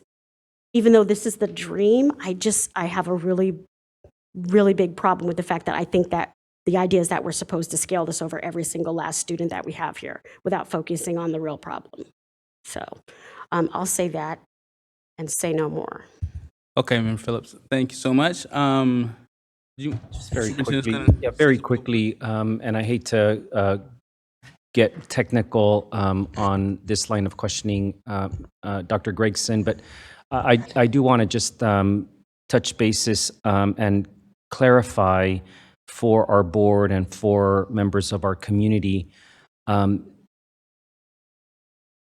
you please describe the role of CCEE and the extent to which we have or don't have the ability to decide whether to work with you or not? I want to make sure that there isn't confusion about your authority. And I say that as superintendent. I mean, at the end of the day, it is the outcomes that we are seeing that creates a set of compliance reviews and monitoring from different entities that it is my interpretation, I don't have the authority to say, I don't need to work with you. I don't want to work with you. And certainly you're welcome to talk about the history of our relationship with CCEE because it didn't start the way that it is today. And I appreciate your support and your partnership along with Executive Director Matt Navo's leadership and principal leadership around meeting us where we are in terms of what we're trying to accomplish as a system, as opposed to trying to respond just to CCEE and trying to respond to CDE and trying to respond to another entity who's providing differentiated assistance and then not doing any of that right. So can you clarify a little bit more about the role of CCEE? How many districts are you working with? How many districts fall into this category? And again, what abilities do we have to say, we don't want to work with you, we're doing things the way that we want to do them, et cetera? So I'll start with who we're working with and why. So we're working with 6 districts across the state: Oakland Unified, Inglewood Unified, Vallejo City, Salinas Union High, Mount Diablo, and Sac City Unified. 2 of those districts are here working with us because it's a requirement, and Sac City is one of them. Inglewood and Vallejo City, so those 3. Inglewood and Vallejo City are others. Okay? And that is because of their fiscal issues. Sac City is under a different umbrella. Right now, we have a potential of 30 districts being referred to the CCE because those 30 districts have 3 or more student groups not meeting 3 or more LCFF priorities, state priorities, for 3 of 4 consecutive years. So we're looking at a possibility of working with 36 districts across the state. Once a district is referred to the CCE, we are partners. And we're partners until the end. And the end is undetermined as far as time. The end is determined around student progress and district infrastructure around quality systems improvement. Okay. So as Superintendent Aguilar referred to, the CCE and Sac City Unified's partnership looked a little different in the beginning. And I saw that as Chief Deputy Superintendent of Public Instruction when I was at the Department of Education. Felt it as well in my conversations with Superintendent Aguilar when I was in that role. What the difference is between then and now is that we hear you. I hear and understand, and I'm taking this all in, right? We're meeting you where you're at this moment in time. And we're working with you, not against you. Previously, CCE's leadership wanted to refer Sac City Unified to the state superintendent.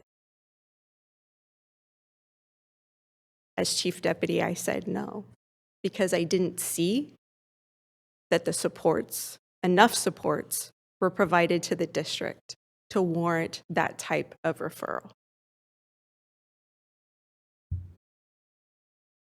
So we're here in this moment in time together as partners. Does CCE come with a little bit of an edge because of legislation and statute? Yes. But we also come with the understanding that systems change, true change, doesn't come under the umbrella of compliance. It comes under the umbrella of the adults understanding how they're showing up for students on a daily basis, as a board, as a district leadership team, as a principal and school team. It is about how you show up for the students on a daily basis. And we understand that. And under Executive Director Matt Navo and under my leadership, that is around centering our approach. So it's not around compliance or monitoring. And we navigate those elements because we have to. That's a part of the world that we're in. Sac City has a lot going on with the California Department of Education regarding special education. And we work with the Department of Education on CCE's behalf to help navigate those compliance and monitoring issues. So that compliance and monitoring piece is always going to be there because that is the structure we're in the state of California. We have no control over that. What we do have control over, though, is how we navigate it through it together as partners.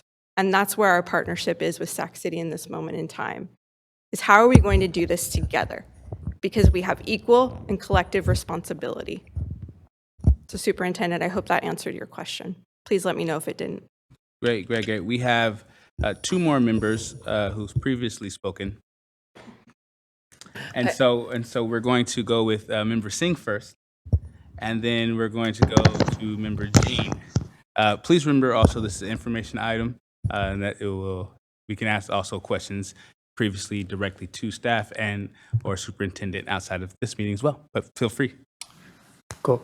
So thank you for that clarification. I just want to clarify, based on that questioning, I am not asking to understand how we say no. I'm asking because these are very important questions to understand the actual disparities that I believe exist to make sure we're making informed decisions for our students and for our teachers and staff in our district. So it's not a way to say, I don't want this. It's a way to understand how are we coming to these conclusions and bringing up some of the concerns that Member Phillips just brought up is, if we're going to get into this, we're going to work together, then we have to acknowledge the deeper things. And you just said it might be 36 districts that you're working with. You know, I think about the level of disparities that exist in our state. So I thank you for letting us know that we're not the only ones, but it does go to speak to a larger picture of the disparities our districts are dealing with in the state of California. So thank you. Okay, and Member Jean. I actually have, I think, just a quick question.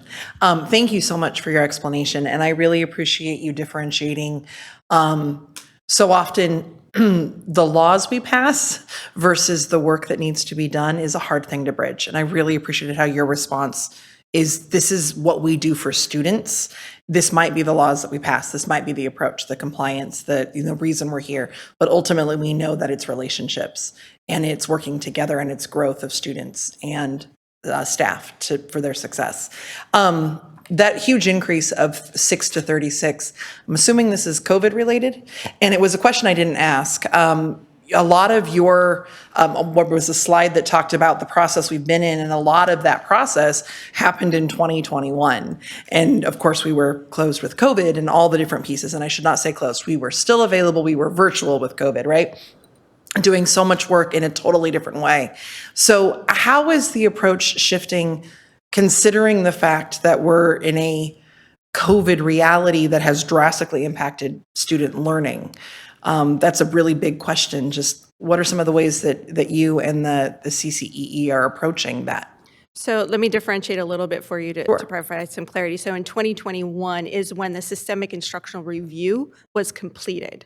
So it was started in 2020, right before the pandemic hit, and then it was completed in 2021, done through a virtual data collection process. So the report was finished in 2021. We're at the point we're at now, and the difference is that we're using that report as context and background information, although it does have some very specific actions for the district. We are focused more on, okay, because the district has changed. It has changed since 2021. And so that is why it's important that we use it as context only and really look at where are we at right now in this moment in time, using the data that we have, using the district priorities, what do we need to do now? And so that is where our focus has been, is meeting the district in the here and now, because we know and understand that 2021 and the report coming from it, there's changes. There's been a lot of changes. What I also want to clarify is that the data used for the 30 schools and for Sac City Unified came before the pandemic. So you're looking at historical context there. It's 2020 and 2021, there was no data collected for districts at the state level because of the pandemic and the challenges created through the pandemic. So we're only looking at data before the pandemic and then the year after. Okay. Mm-hmm. Okay, so seeing no one's in the queue, going once, going twice. Okay, you're hopping in the queue, man? Member Kayada. I just wanted to Feel free. quickly call attention to the other districts of which we are in the company right now, two of which, one is in a state receivership still, the other very recently was in one and still doesn't have full local control back. So this is not a group I want to be in. And that's why before I'm speaking to how can we exit this? Because when you're in intervention, the goal is to exit the intervention. It's not to say that this is not a program that we should have and that we shouldn't embrace. It's to say that there's an urgency created in that. And I do not want this district to end up like Inglewood. So looking forward to our partnership, even though it's a forced partnership, that we can really improve our outcomes for our students, especially the ones Member Phillips called attention to, which I agree. Thank you. Thank you, Member Kayada. I am not calling once or twice any longer. No, but really, before we go to the next informational item, I want to say this. I get to see some amazing things here. Outside of what my colleagues have mentioned as concerns, I'm seeing site principals and site teachers excited about the work they're doing, and also even more excited to be able to say that teachers at the school site they're driving the bus, right? Principal, you said that your job as a principal is to do the roadmap, but you're not the driver of the bus. And that the teachers get to be able to say if they stop, if they turn lanes, and them being the drivers of the bus is a beautiful shift in paradigm and very empowering for our school site staff.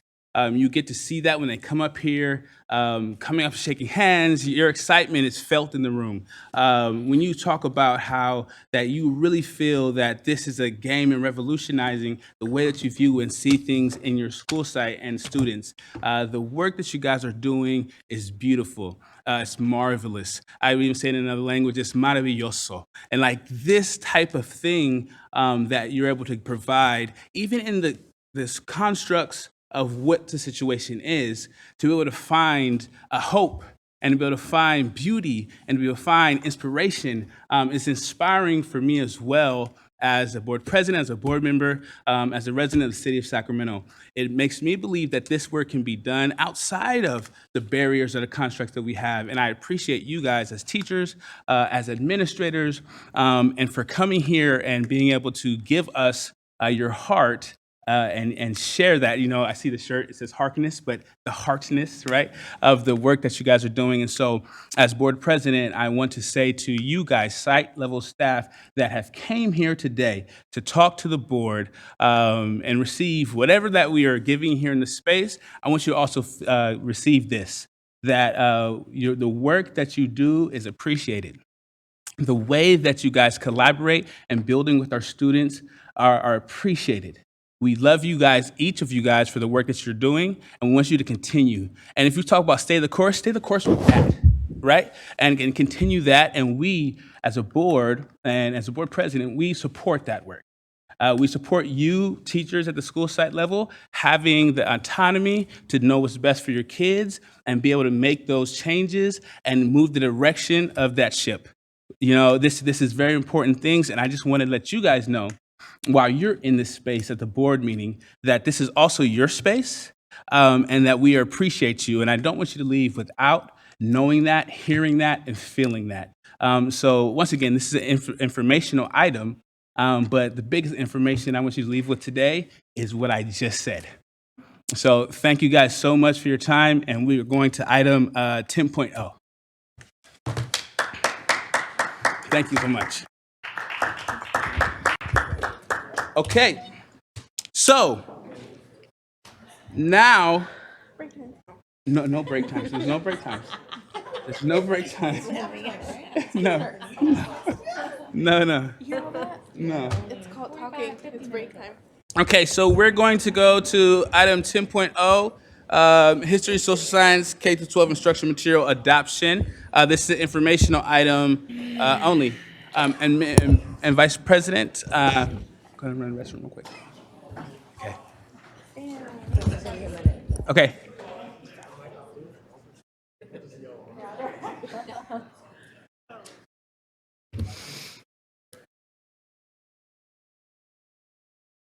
Wonderful. There are lots of teachers here tonight. It's amazing.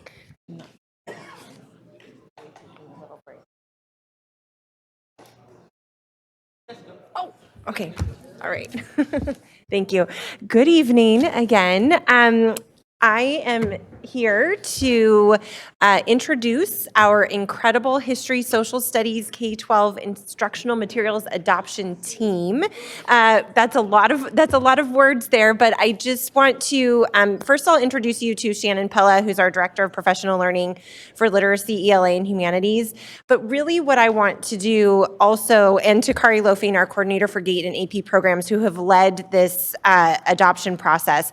But we have more teachers here with us this evening. So we're able to hear from our teachers at Harkness and Elder Creek about the work around PLCs, and we are fortunate enough tonight to also be hearing from our history, social studies experts in our secondary spaces. I'm not sure if we have elementary teachers here this evening as well, but through this process, we've engaged with more than 50 of our certificated staff around this recommendation process. So I just want to say thank you to all of our teachers who are here this evening, and also to all of those who have engaged in this process throughout the course of the last 6 months or so. So with that, I will introduce Dr. Shannon Pella to lead, to introduce the teachers who are here this evening. Thank you. Hey, thank you. Thank you, Erin, and good evening, everyone. So first, I'd like to introduce Erin Leone, who is going to be presenting in a minute as a co-collaborator in this process. She's a history social science teacher and department chair at Luther Burbank High School. We also have Glenn Singley, who I'm going to make stand up over here. He'll also be co-presenting later on. He's also a history social sciences teacher from Hiram Johnson. And then we have Mr. Michael Washington, who is the department chair and a history social sciences teacher at Hiram Johnson High School. So thank you all so much for being here tonight. And Kari, of course, was already introduced, but you'll hear from her as well. So having a guaranteed and viable curriculum clearly falls within our core values and guiding principles. We have a glossary of terms here that you can refer to as needed throughout our presentation tonight. Okay, I'm going to start by just illustrating quickly the adoption process. It is influenced by, first you'll see in green the CDE's adoption of new standards, frameworks, and a review of the curriculum. Then our C&I department, working closely with Library Textbook Services, reviews our current adoption cycles, requests a budget, to adopt new materials, thus launching our adoption process. So I'll briefly overview each stage of the process, specifically as it relates to the history, social sciences adoption, beginning with the work of the CDE. So as shown in this table, history, social sciences standards have not been updated since 1998. However, the CDE published a framework for the history, social sciences in 2016, and by 2017, new materials were under review by the CDE, making it possible to consider new adoptions. In 2022, the leaders of the Curriculum and Instruction Department, in tandem with the Library Textbook Services, reviewed our current adoptions,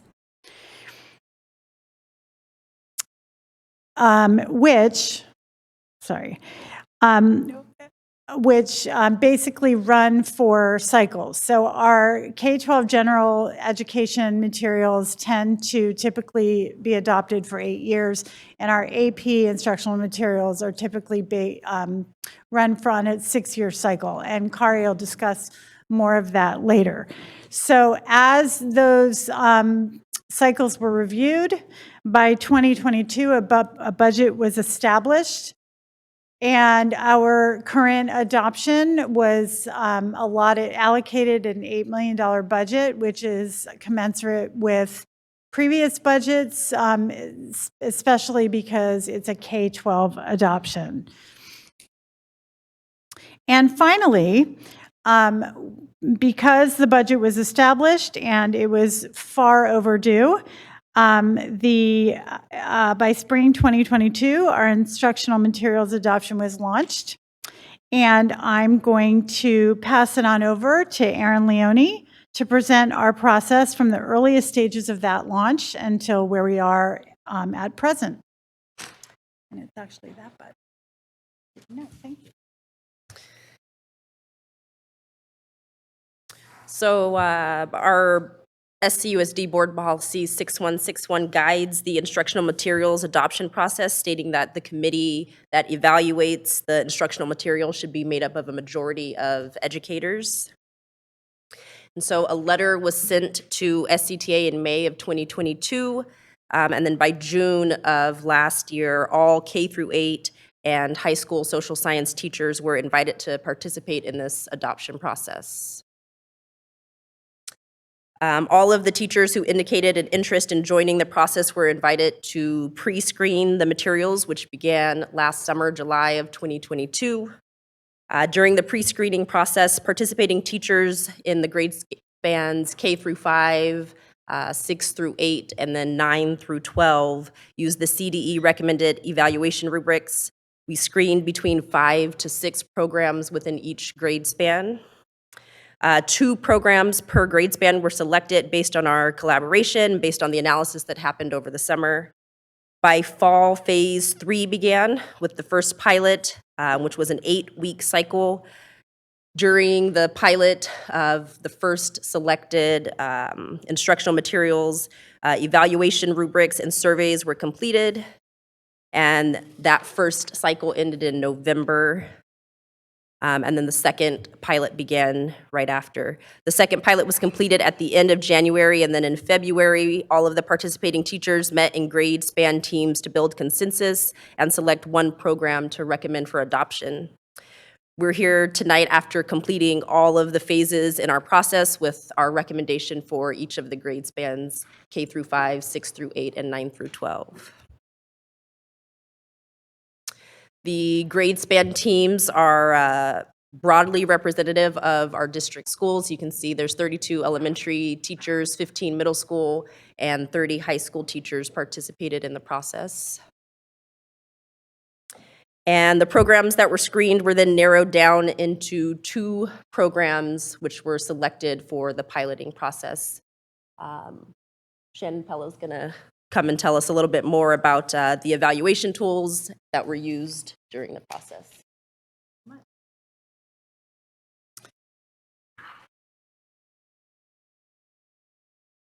So the CDE published, as I said earlier, the new framework for the history, social sciences in 2016, in which 5 categories were outlined for evaluating instructional materials.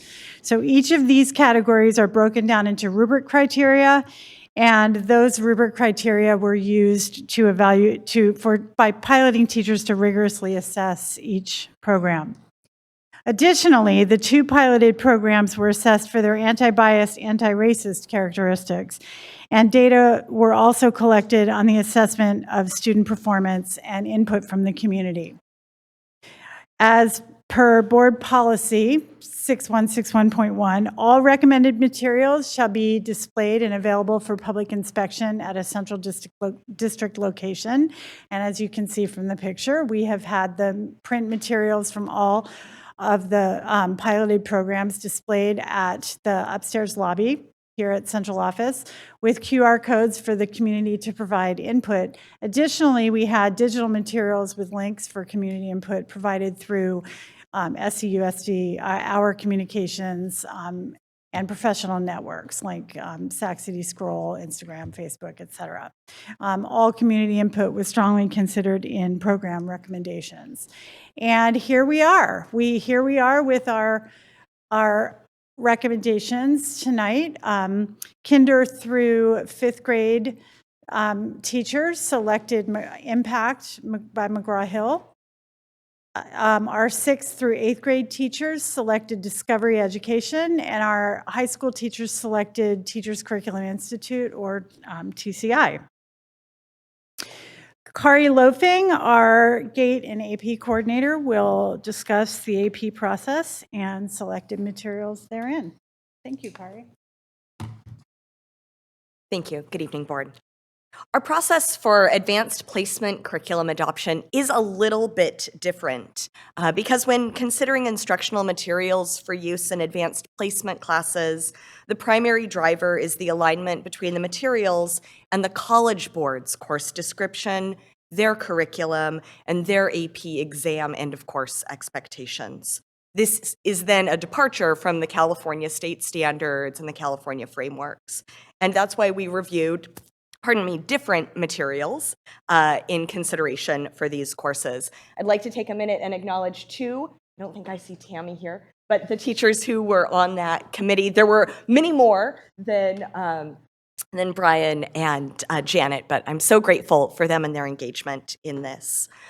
In reviewing all of the materials sent by publishers and those that were requested for review by our AP teachers, most of these were aligned to the typical College Board course expectations in that they were college-level texts. That's really all the College Board gives us for guidance, is they need to be college-level texts. AP History and Social Science exams require our students to synthesize significant amounts of historical data, making rich connections across time and theme, to write extensively on that data. It's a robust exam at the end. Our review committee for each course felt strongly that in our adoption, that we needed to adopt materials that would most specifically support the diversity of Sac City's AP students, as different from some of these materials that would be better suited in other communities. And while they should be college-level texts, it was vitally important to our team that they also be designed for high school students.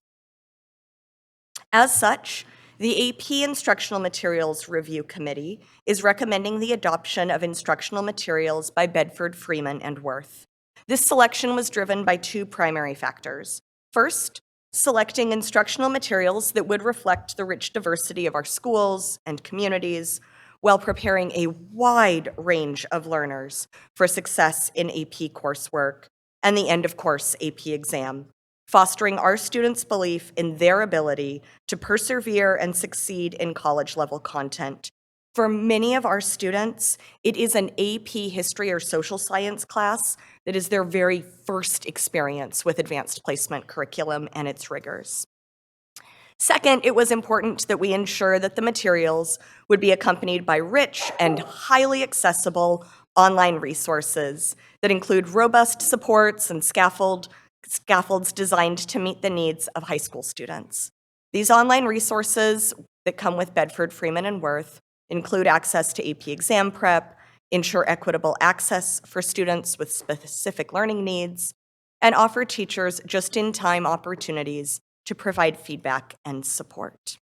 I'll pass off to Michael, I believe, to share more about teacher feedback in our process. Greetings, board members, superintendent. Thank you guys for having me this evening. I'm going to speak just briefly about the anti-bias and anti-racism evaluation of the text. You guys looked at some numbers earlier this evening that show some of the issues that we have in our districts, especially with students of color. And choosing this text was really personal to me because I wanted to make sure that we chose some books that represented students of color throughout our district in the high school. So you can see that teachers from looking at these visuals that are look at favorably to TCI compared to the other instruction. So to what extent do instructional materials encourage you to teach about people from different races, ethnicities, or cultures? Very heavily, or about 90% teachers approved of that. To what extent do instructional materials encourage you and students to interact with students who are from different cultural backgrounds than their own? Once again, you saw a very high percentage from our teachers agreed that TCI provided that. Materials that include roles and contributions of people from different demographic groups: Native Americans, African Americans, Mexican Americans, Asian Americans, Pacific Islanders, European American, lesbian, gay, bisexual, transgender Americans, persons with disabilities, and members of other ethnic and cultural groups. The total development of California, United States. Once again, it's favorable by our teachers that TCI does provide that. And to what extent do the instructional materials include and reflects Black and African American experiences?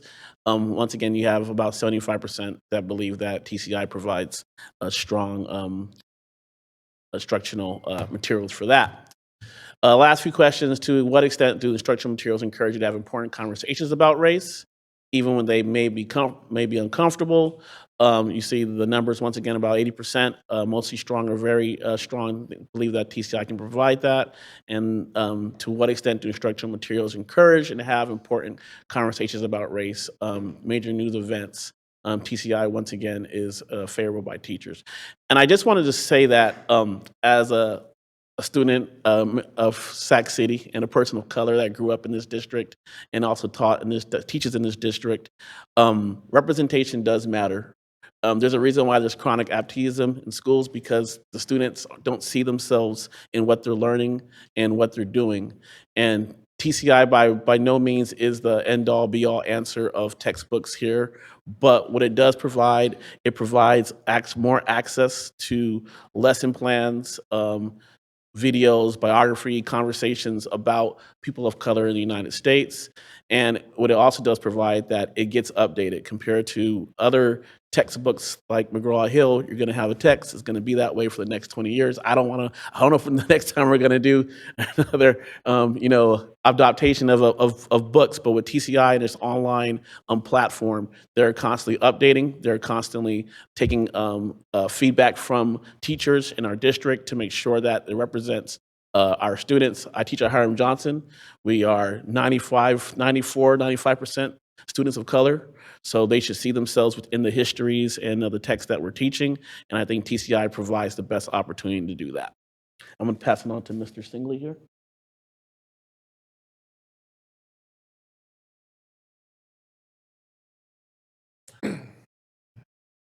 I think we're substituting.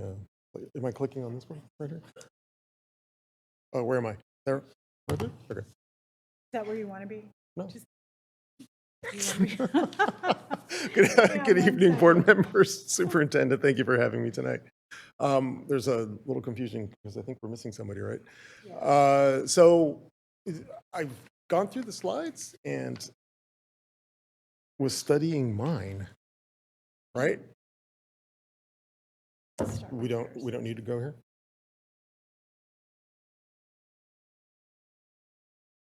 Is this where Michael? He left off on slide 26.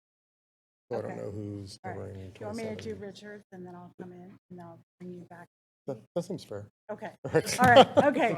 Thank See you you. in a minute. Thank you so much for your patience. We had one of our team members couldn't make it tonight, so we got a little bit mixed up there. But I think overall, we're really, really excited and positive about this process. So I'll just go through these slides really quickly. These data were a result of survey questions that asked teachers about their students' performance as they piloted the program. So this first slide just basically shows again a very positive response to the question. My performance data revealed to me that this program will promote learning outcomes and that different perspectives or participants in U.S. history are reflected in the curriculum. The same with the literary selections being broadly representative, and materials on religious subject matter remain neutral. And I'll just tell you that some of these survey questions came straight from the frameworks.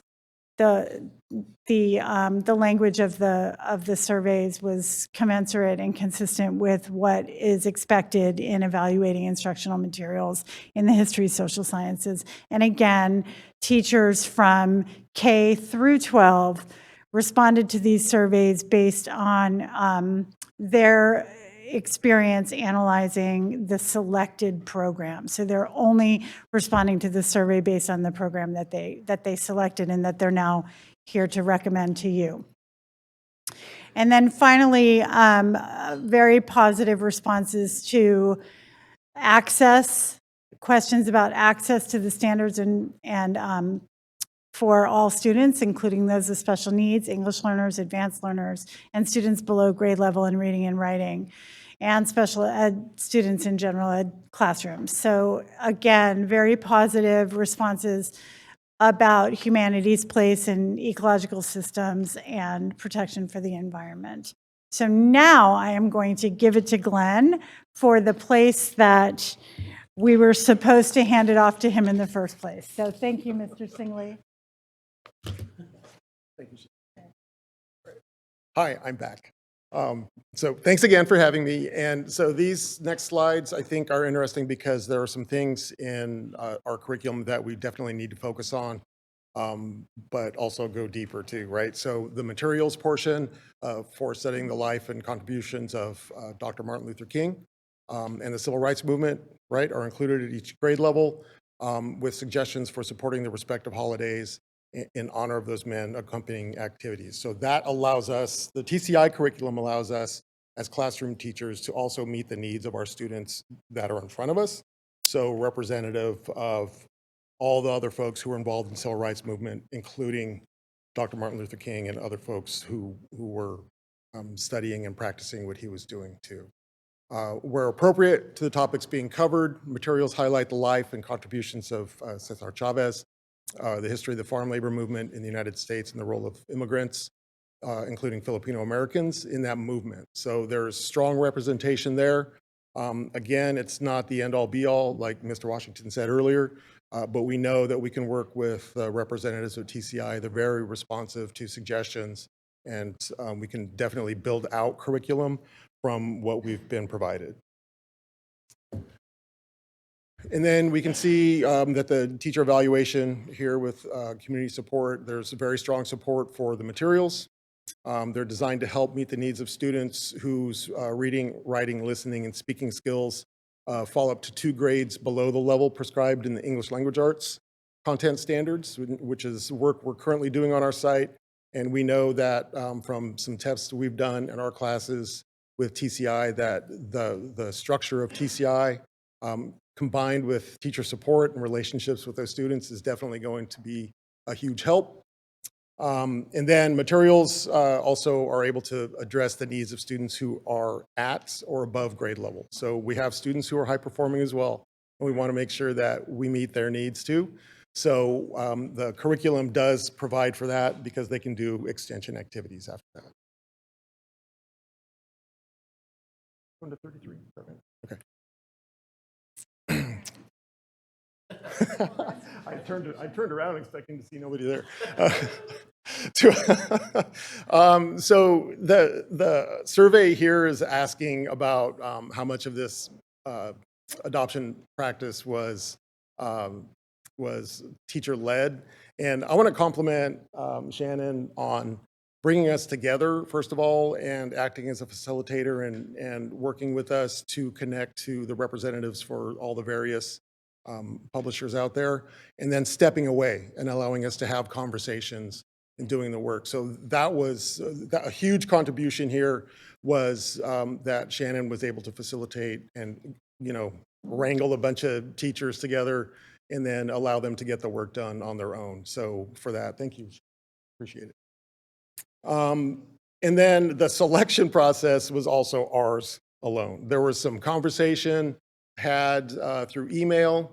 There were some questions that needed to be answered, and the conversations were all professional and very open to suggestion, which I appreciated from all my colleagues, not just the folks in the room, but there were other folks out in the district who wanted to be involved in the conversations, and their voices were heard. I'm confident of that in a number of settings. All right, so aside, we're talking about teacher professional learning. Aside from the evaluation of these instructional materials, consider your own professional learning needs. To what extent would you be interested in professional learning to better prepare you to understand anti-racist, anti-biased, and culturally and linguistically responsive pedagogy in relation to teaching history, social sciences?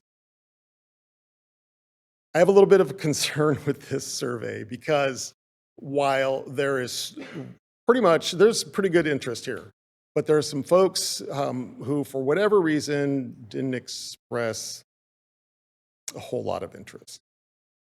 And if we are to make progress in our classrooms, our teachers need to understand that they need to decenter themselves, both from the curriculum and as the authority in the room, and center our students' voices and stories in order for those relationships to be built and for learning to take place. And if we can do that as a district, we're going to make a ton of progress. But I think giving folks the option to step out of that process isn't necessarily going to complement the curriculum, regardless of how strong it is. And I'll just leave it at that.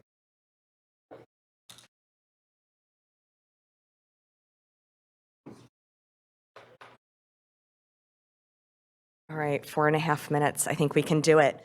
So we started off this presentation saying that we'd asked to have about $8 million allocated for this investment, and that is where we are. The entire adoption, K-12, including adoption of materials for those specialty courses, is expected to be an investment of just under $8 million.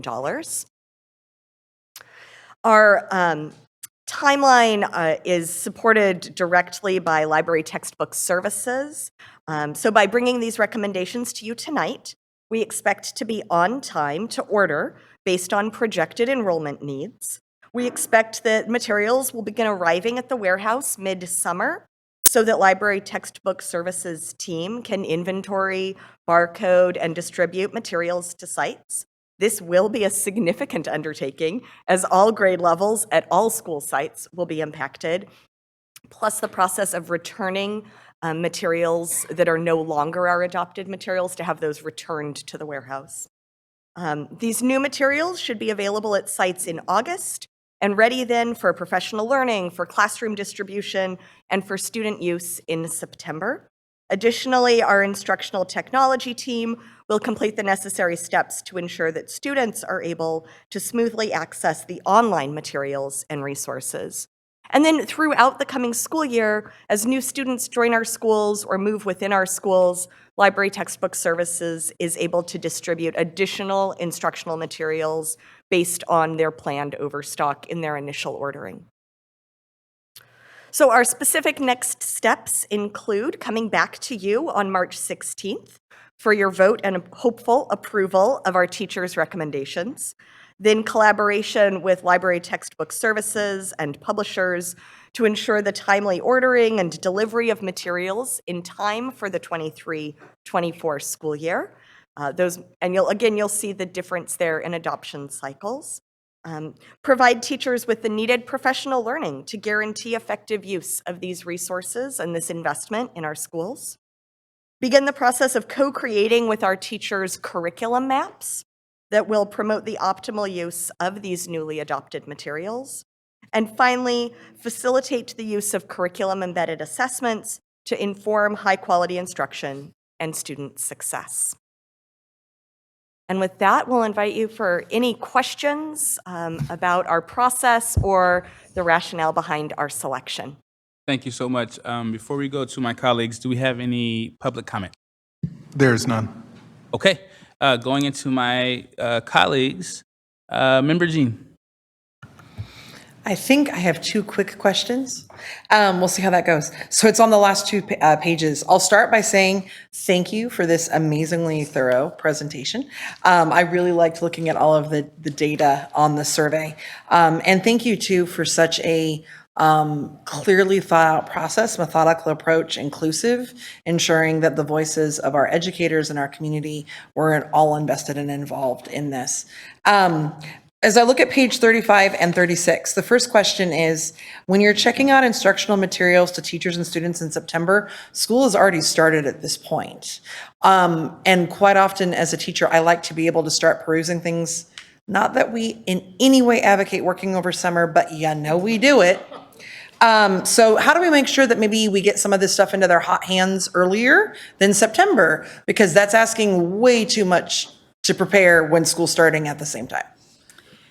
Yes, thank you very much for that question. And it actually gives me an opportunity to shout out by name the Library Textbook Services phenomenal team, Kimberly Chang, Sierra Campbell, and Eric Crotty. They are just absolutely remarkable in the work that they do to make sure that our kids have and our teachers have what they need. And they are right now, maybe not this second, but as you know, this week, and next week, communicating regularly with the program reps to try to make sure that we get the teachers' editions and at least, one class set, if teachers can pick it up in the summer, available for teachers to pick up in the summer. Because what we're planning for professional learning is August. Each of the publishers does a gratis professional learning, and we would like for teachers to have at least the teacher's edition and, at least one student edition in their hands. But to whatever extent teachers are available in the summer to pick up a class set, the Library Textbook Services is trying to make that happen. It's just for the teachers that can't, or aren't available to do that in the summer. And if there's no staff at the school site to receive the shipment, that's where it gets a little bit log jammed, and it might be, at the very beginning of school as opposed to earlier. But all efforts are being made to try to get things there as soon as possible, particularly if plant managers and folks are available at the school sites to receive the shipments. So thank you. My second big question is on page 36, and considering all the slides that came before and how thorough and meticulous the piloting process is, how are you going to be as thorough and meticulous in the unrolling of this? Because we know that the adoption of it, once you make your first choice, that's just like step one. As much as that's a large step, like you said, it's professional learning, it's curriculum maps, it's curriculum embedded assessments. And while PLCs are not said here, we know those 4 questions in PLCs and all of that are part of this as well. So I don't need to know the details at this point, but are we putting plans into place to ensure that our staff will be supported and feel empowered? And then are we working with labor partners to look at payment outside of the school day and all of the training and pieces that'll probably be required and all of that? I think the short answer is yes. Excellent. We are you guys are thinking about all that, and it's coming. That is all part of getting this to you and coming back so that we can get all of these things moving as quickly as possible and start planning for summertime. And yes, we have, all of those great questions are questions that we have thought about and are Excellent. working towards. Good. I look forward to hearing even more as you keep doing the great work. Thanks so much. Thank you so much for asking that. I just wanted to also add that this process is very near and dear to my heart as well as a former history social sciences teacher, and the long overdue nature of this particular adoption adds a sense of urgency to all of our work here in central office to make sure that everybody gets what they need. So thank you for asking that. Thank you so much, Member Jean. And we're going to go to Member Kayada. Just want a clarification on slide 36. So in the second bullet, when we're talking about an adoption cycle, is that how many years we're going to have the books in place for? Okay. Just wondering, because this AP US government has a presidential update. I'm not sure how long that update will be relevant. Well, I can actually speak. So for the AP courses, one of the advantages to selecting the publisher who we went with is that they give, for the presidential updates, they update all of their online resources at no additional cost. So we'll get updated packs, as it were, we'll get updated content for our teachers to use in their classroom when those key things happen, or as the College Board likes to make shifts mid-cycle, they're notorious for just deciding to change the CED, the course and exam description. If it is not too significant of a shift, Bedford, Freeman, and Worth will do the same for any of those other courses that we've adopted. So if there was a change to the economic structure and the content that needed to be in Krugman's Econ to address changes in the Fed, they would include that information for our teachers at no additional cost. And would that just be like an online update, or would you get that little kind of pamphlet guide? There'd be stuff that would come for kids, yeah. But it would be pushed out to us via their online portal. Okay. What? So not in print, though? Well, if it's so much that it needs to be in print, then with AP materials, if it is such a significant revision to the course and exam description, we would come back to you. We would reopen the process and readopt new materials for AP courses. Okay. And I guess maybe you're trying to read my mind, but I studied poli-sci. Even in college, the textbooks go out of date so fast, and we would actually get like a little, almost like a magazine thick kind of book, because I don't study well on my laptop, right? I need to read the textbook. So just wondering if that is something that's part of what we would contract for, or we'd have to budget that separately. So it's actually part of our adoption for AP Psychology is a little bit complex because of that, because the College Board has a CED update that was supposed to be enacted now, and they keep pushing it because there's changes in the field and they're trying to see how the pendulum is going to swing. And so we are getting updated materials, which we desperately need. We're going to get a third edition of Myers Psychology, and then included in that purchase price, as soon as that CED is updated, we'll also get the fourth edition. So that comes with that adoption process for AP Psychology, because of that exact thing that we know is on the horizon with AP Psychology in particular. Sure. And then one final question. So when you bring this back on the 16th, is that approving the adoption, or are we also at that point like authorizing you to go out and buy it immediately? Or Yes and yes. okay, thank you. Thank you, Member Kayada. Going to Member Singh. Thank you for the presentation. Nice to see Hiram Johnson folks here. Yay. Thanks for the jacket. I haven't worn it yet. So my questions are very specific to the education of, for say, the Sikh community. I know that some of the organizations, some of the work that I've done, fought really hard to make sure that our history was included. We are one of the largest faiths, especially from the South Asian diaspora, and California has a rich history of the Sikh community for over 125 years. I know that we specifically worked to correct 50 different mistakes in books across 6 major publishers. So that was Pearson, McGraw-Hill, a bunch of these. The only one I don't see is if we worked with if the SICK Coalition specifically work with the Teachers Curriculum Institute. So could you all tell me when do we teach world religions? What grade level? So 7th grade and 10th? Yeah. Yeah, and do you want to hear from teachers on this? I can tell you Sure. it's, yeah, definitely 7th grade and 10th grade, but I can let them come on up. Okay, so to answer your question, it is 7th grade and early units of world history, or it depends on how the teacher tends to work.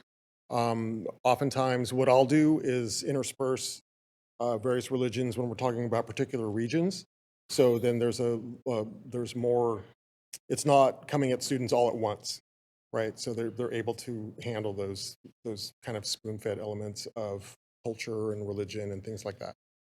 I would say also you will see it in geography when you go to certain regions of the world.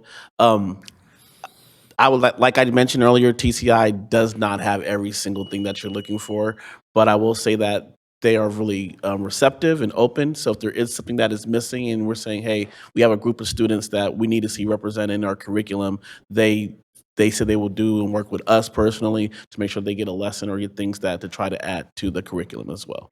Okay, cool. And then also, I know that by the 2029, 2023 graduation, you need to have taken courses in ethnic studies, right? So that would start with 2025, 2026. Are any of these books, are these companies are they prepared to provide ethnic studies curriculum to our students? The short answer to that question is no. I have constantly looked for, since I started teaching ethnic studies, and we developed the course, myself and another colleague who's now at district, developed our course 6 years ago, and a number of districts around the area in the region have used our course as kind of a touchstone for what they're doing in developing their courses. That said, we haven't been able to find a textbook anywhere that remotely comes close to teaching ethnic studies in the way it really needs to be taught. And there's a good reason for that too. Ethnic studies is really a very local concept to be taught, so we have to teach the local history, we have to teach or address the folks in our community, and then help them build the community and share their experiences and knowledge. So it becomes very student-centered and student-led. And if there was a textbook, I'm not confident it would do that, right? So that's just the short answer. It would be hard to say that the textbook would be more than a supplemental resource for a teacher that's teaching ethnic studies in the correct way. Yeah. So, yes, go ahead. Thank you so much.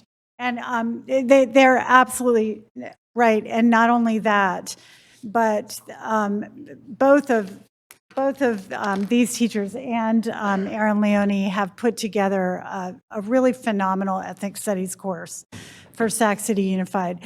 However, there is even one more issue. If there aren't standards and frameworks for ethnic studies, which there aren't yet put out by the CDE, then like I was representing earlier in the presentation with the timeline, without frameworks and standards, there won't be curriculum designed and ready to adopt and et cetera. So in some ways, I mean, that's an obstacle for sure, but in other ways, like Mr. Singley and Mr. Washington were saying, it really can allow teacher teams to create some really dynamic curriculum. So we're trying to see it as a positive thing because we don't have an option to buy books yet in terms of, actual state-approved adopted books. So I have, I think, a solution to some level. So the SICK Coalition and Jakarta movement and worked on creating a California lesson plan that was very specific. It was created in conjunction with C3 teachers, if y'all have heard of that group at all. So the structure is to create an insertion into the Asian American Studies course to make sure that the SICK community is represented. I'm happy to share that with you all and see if that's helpful. I think with the SICK community's rich history in Sacramento, it would be a shame if it's not included. At least we do it here. Maybe it's a model that you can expand to other areas. So I'm happy to share that with you. I agree with that, and I welcome any input to expanding and enhancing our ethnic studies course as it exists in order to meet the needs of our current students, but also include the rich histories and experiences from communities that tend to be gaps for us right now. And we're always acknowledging that too. We've been pretty good on our site, at least in partnering with our community members when we can find them. And it's a matter of, again, I think it was mentioned earlier, time. So things become a little challenging when you're trying to develop a course and expand a course and teach students, and like myself, working with student teachers from Sac State. So it's a bit of a challenge, but I welcome any input, and feel free to stop by anytime. Of course. All right. Thank you. Thank you. All right, Member McGurk. So I just have a quick question. You guys keep talking about the website. Would the website be available for students to access, and then would they be able to ask for certain things? So you said you guys can ask for certain subjects and stuff like that, but are we able to go on the website and ask for those things ourselves, and advocate for ourselves? That is a really good question, and the website, the online access is for students, and so it's actually pretty in depth for teachers and students to have assignments done and connected through the online access. So once a teacher sets up their classroom, they upload it so teachers or students can go ahead and sign in as well, and it can be done through Clever. The question about you having the access to put your opinions and feedback in, I do not know, but I think that is something that we definitely need to acknowledge, that if students don't see themselves in the curriculum, that they should be a place for that to be acknowledged. And I think that is one of the things that TCI would offer more than the other publishers as well. I feel also like I'm not used to getting questions like that. So thank you. But my feeling with TCI and our experience with TCI and their responsiveness is that if a student asked to sit in a meeting with TCI, they would be more than happy to invite that student and make sure that they're heard and provide whatever the student needs. So thank you. Thank you. Can I add one more thing? Because that was such a great question, too. Throughout this process, we've really developed a strong, and I believe it'll be a lasting relationship with each of the program representatives. So the teachers that have piloted, and so therefore I believe teachers district-wide ultimately will be able to either set up kids to be able to ask directly questions to the program reps, or have be sort of a liaison between kids' questions and the program reps. So we definitely have a strong relationship with each of the programs. They've been very responsive, and that was one of the reasons why they were selected. So thanks for that. Okay, we're gonna go to Member Pritchett. Thank you, President Rhodes. I agree and appreciate the dialogue from my board colleagues. I don't have any questions. I just wanted to say thank you for all of the hard work from our district staff and the 77 rock star teachers that took this on to do this much needed change. So that is the only thing I wanted to say, is just thank you.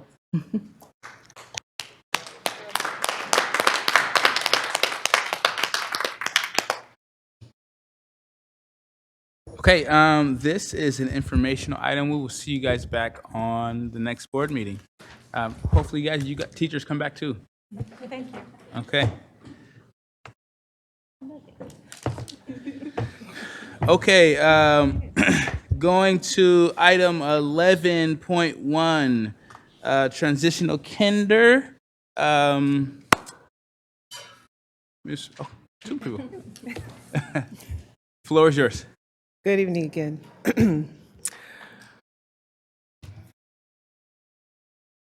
Okay.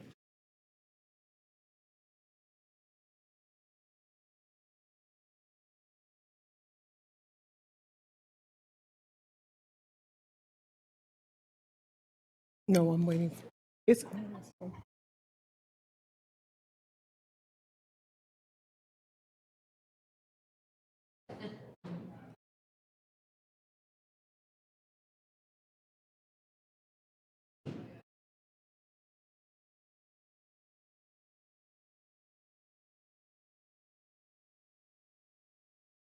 Thank you. Again, good evening. The focus of this presentation is to provide you with information regarding the revisions to our TK policy 6170.1. Later on in this school year, you will be given the opportunity to receive a more in-depth presentation from our early learning care department about our preschool programs and transitional kindergarten. However, at this time, I would like to introduce Melissa Seigers. She's the Director of Early Learning and Care, to share the revisions to the TK policy. Good evening, President Rhodes, Superintendent Aguilar, and the members of the board. I am pleased to be here. My name is Melissa Seigers, and I'm the Director of Early Learning and Care, here to present revisions to our board policy for transitional kindergarten.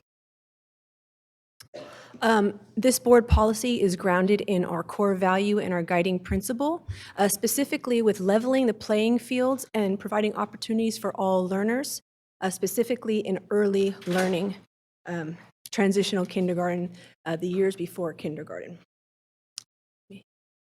Here you see our acronyms used throughout the slides. I'll try to explain throughout, so they should be making sense, but you can always reference these. Our agenda, I will review the driving governance that causes this revision for the policy. I will overview the board policy, 6170.1. I will discuss the policy changes, our next steps, and then provide time for the question and answer session. So the driving governance that drives this change is Assembly Bill 130. This requires any local educational agency operating a kindergarten to also provide TK for all 4-year-old children by the year 25-26. That's a school year 25-26. It also calls for us to provide full-day learning programs through the collaborations of these expanded learning programs, such as our after-school program, our state preschool, Head Start program, and then other community-based programs. So with the collaboration of those programs, you will get a full extended day. So the policy outlines eligibility, out-of-district transfers, waivers, curriculum and instruction, staffing, and the continuation to kindergarten. And there's also a program evaluation component. So one revision that you will see throughout this policy is the language change from identifying this as early kindergarten, or EK, to transitional kindergarten. This will align with the state's term and throughout the nation. And these are also the 2-year kindergarten program.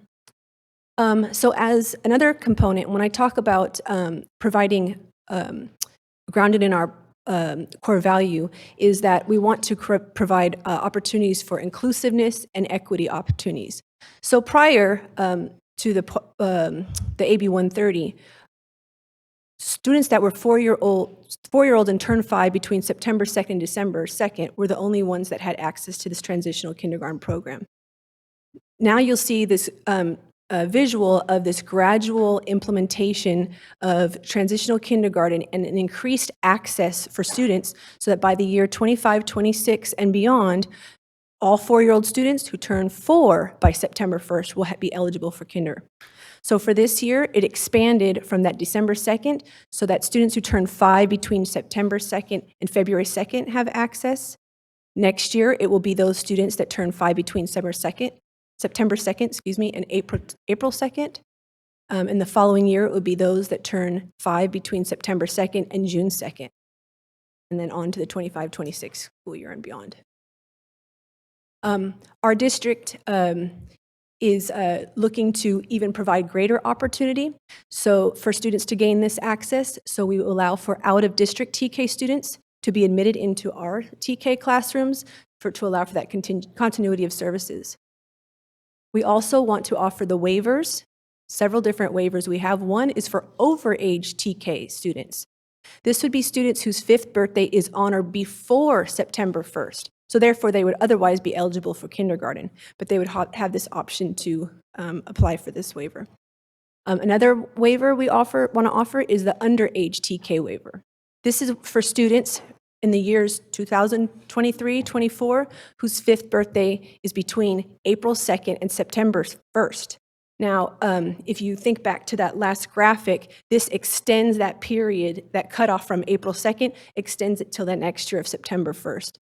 And then for the 24-25, it extends that June 2nd cutoff to the next year, September 1st, 2025.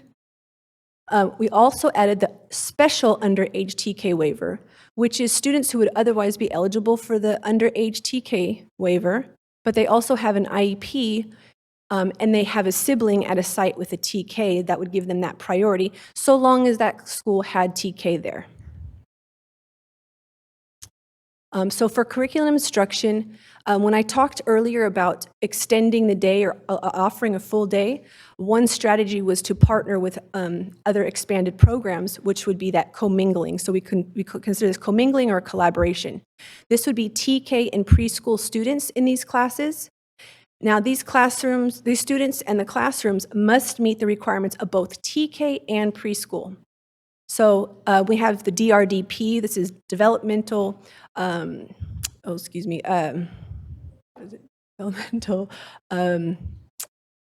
you, desired results developmental profile, which is basically a observation-based assessment to determine the student's developmental progress. We also have the Early Childhood Environment Rating Scale, which makes sure that our classrooms are appropriate for our earliest learners. And then also what would apply is that the adult-to-child ratio not only meets the TK ratio, but a more stringent one of the preschool, which is either 10-to-1 or 8-to-1 based on the size of the classroom. And then finally, we have the continuation to kindergarten. This means there's a continuance form. So for any parent or guardian that applies for the overage waiver, meaning these students that would be eligible for kindergarten, they must agree that their child will be in that TK, but then not skip to first grade, but move on to kindergarten. So they must complete kindergarten that following year. And so our next steps are to bring this back to the policy board for a second reading on March 16th, and again, bring policy to the board for approval on April 13th, and then revise administrative regulations. So now we have time for the questions and answers. Thank you so much. Thank you. Do we have any public comment on the item? We have two. The first is Kendra Nickel-Nye. Okay. Thank you. Ms. Nickel-Nye, please come forward. You have 2 minutes. Thank you. My name is Kendra Nickel-Way, and I'm a parent of two Sac City Unified kids. I have a daughter who did TK last year and is now in kindergarten, and I have a son at the Head Start preschool program at Les Tata Floyd. For this current school year, the 2022-23, 3 of the 19 TK sites are full. There are a lot of empty, unutilized seats that kids could be filling. Kids that are going to be in the same kindergarten class as those kids who are in TK next year. So the room is already paid for, the teacher is already paid for. There are kids who could be accessing a high-quality district TK education that can't because they missed the birthday cutoff. My son is one of them, and that is what has sparked my relentless pursuit of this, because he was attending a preschool program at Tahoe Park Elementary 2 years ago, and we were talking about the changes in TK, and I learned that he couldn't go even if the program wasn't full. So you have several half-empty TK classrooms that could be filled by kids who will join those kids in kindergarten the following year. I really encourage the district to do this. It's the right thing for kids. It's the right thing for families. I can't think of really any reason not to. People keep coming back to me with cost, but like I said, everything is already there for them. These are just empty seats sitting there. I'm happy to answer any questions. I feel like this has been kind of my soapbox for about a year, and thank you all. I know I've emailed many of you. Thank you for dealing with me. I really hope you approve this. All right, thank you. Next so speaker much. is Chris Watkins. Hello, Mr. Watkins. Welcome on down. You have 2 minutes. So like Kendra, I'm a parent of a couple kids in Sac City Unified, one that will eventually be in Sac City Unified. I'm also a teacher in the district. And I came, with similar things to Kendra, really to implore you guys to make TK available for all the kids. I know that the state mandated, a couple years down the road for us to start, but I think this is something where we could be a leader and have this opportunity for equity for all these kids from the get-go. When you have older kids that are starting kindergarten, the ones that already have an opportunity for TK, they're already a little bit more prepared because they're a little bit older, a little bit more mature, have that a little bit more experience. Then you have the younger kids that still don't qualify for TK and won't qualify for TK for a couple years, and they're going to go into that same kindergarten classroom already being at a disadvantage for being a little bit younger, a little bit less, mature, all that stuff, and then not even having the same experience that those kids who had an opportunity to go to TK already have. Like, why can't we make it equal for all of the kids going into kindergarten? I saw it, and the reason this is something that's interesting to me is my oldest son is a June birthday, so he never qualified for TK. My middle son is a February birthday, so he never qualified for TK.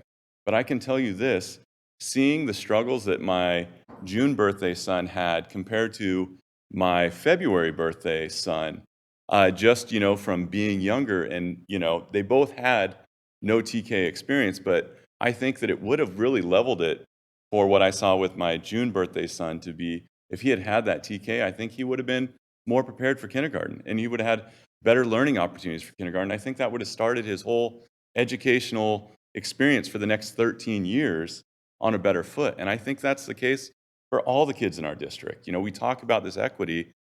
Why don't we start it equity from the very beginning for all of these kids? Thank you. Thank you, sir. Do we have any more? There is none. Okay, perfection. I will go to my colleagues. Member Jean. Quick question. A few years back, while you could enroll TK kids that didn't meet the birth date, you wouldn't get paid for them. Is that still true? You couldn't get ADA or enrollment for them. Correct. So the problem is we could put those kids in those spots, but we wouldn't actually be generating any money until the birthday. You begin generating ADA when they turn 5. Right, and that's the tough part with TK, is it's an unfunded mandate. So thank you, just wanted to make sure that was still true. Okay, Member Kayada. First, I would like to thank Kendra so much for continuing to push for this. I am ashamed to say I hadn't found the provision of the education code that allowed waivers that she found, so thank you. My daughter did TK at Harkness, which I mentioned earlier this evening, and I thought it was wonderful for her, and she is killing it in kindergarten. So I really, really, it's not only TK, but I think it did play a large part. And I'm really excited about the prospect of being able to offer TK to additional children, especially those who are really close to the dates based on to roll out over the next couple of years that the state's decided on. Just a comment to Member Jean's point, by adding additional kids who don't necessarily, not necessarily, they don't get funding until they come of age, we're only talking about adding spots that would otherwise go unfilled. So we're not adding additional classes that are completely unfunded. Just wanted to clarify that's accurate, right? Yes, allowing them if there is space available. Okay, so it's, if we have everyone who's based on the date range and there's still a spot, then we can give a waiver. We don't have to, but we can choose to allow other people to fill those spots. That's good. Right. Okay. So yeah, I'm of course urging my colleagues to pass this for the reasons I mentioned and I've mentioned before, just about how great TK is. I do have one question, which I've been thinking about. How does admitting someone early into TK impact their ability to go to kindergarten the next year? Because then they're not of the age for kindergarten. Do we need to, we can admit them all on a case-by-case basis under, like we could do now, but is there something else we need to do? Or are we going to have kind of a presumptive, like if you were in TK last year, you can come to kindergarten now? I believe they would still have to be eligible for kindergarten in the TK is part of a 2-year kindergarten? Yes, so once a child is admitted to TK, then they are in a 2-year program for kindergarten. So once they finish TK, they would then do the next grade level, which is kindergarten. Okay, so we're not going to have a situation where kids are required to do like 2 years of TK because we gave them a waiver to come in early. No. Okay. All right, thank you. Thank you so much, Member Kayada. We have no one else in the queue. So this is an informational item. You'll be coming back to us. We appreciate this and look forward to our colleagues here possibly passing this resolution. Thank you so much. Thank you. First reading, yeah. Second reading, yeah, coming back. So now we're going to item 11.2, Superintendent. Thank you very much, President Rhodes. I am going to take this agenda item because Ms. Ramos is not here, and ultimately because this is something that involves me as well.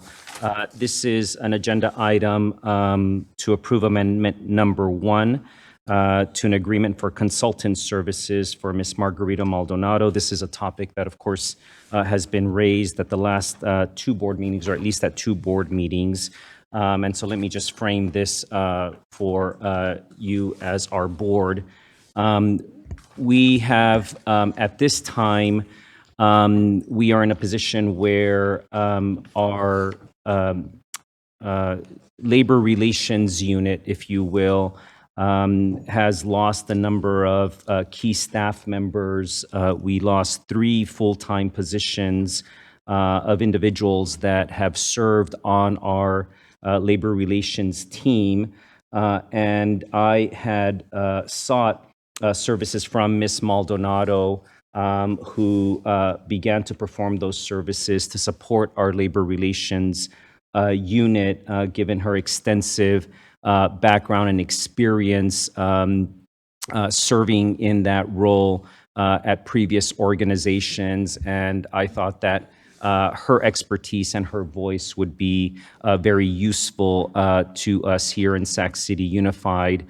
So she began to provide our labor relations unit with some valuable services, looking at how to refine and update some language, and also to catalog, if you will, some information related to our labor partners. She provided those services and received payments for work conducted from January 2022 to October of 2022, and continued to do work. I'm also taking this item, of course, because ultimately I'm responsible for anything related to the district, and that includes, in the case of Ms. Maldonado, there was a contract that expired in October and should have been brought to the board for a renewal. She continued to provide services for 46 additional days after that term had expired, and the district was invoiced based on that work $23,000, which of course we are obligated to, in good faith, pay her. As I said at the last board meeting in response to Member Singh's question, take responsibility for that contract not having been brought to the board after the expiration date of October. I also take responsibility for, given that we did have vacancies in that department, not having filled that position perhaps through Ms. Maldonado, going through the hiring process, of course. So what I'm bringing to the board, again, is consideration for us to approve the amendment, which would have her continuing to provide services through June 30th of 2023, Again, given the need that we still have in our labor relations department, where we still have some vacancies. I'm open to any questions from the board, Member Rhodes, and we'll turn it back to you. Okay, before we move forward, we're going to have public comment. Do we have any public comment? Yes, we have three. The first is Nikki Malevsky with John Borzos yielding his time. Okay.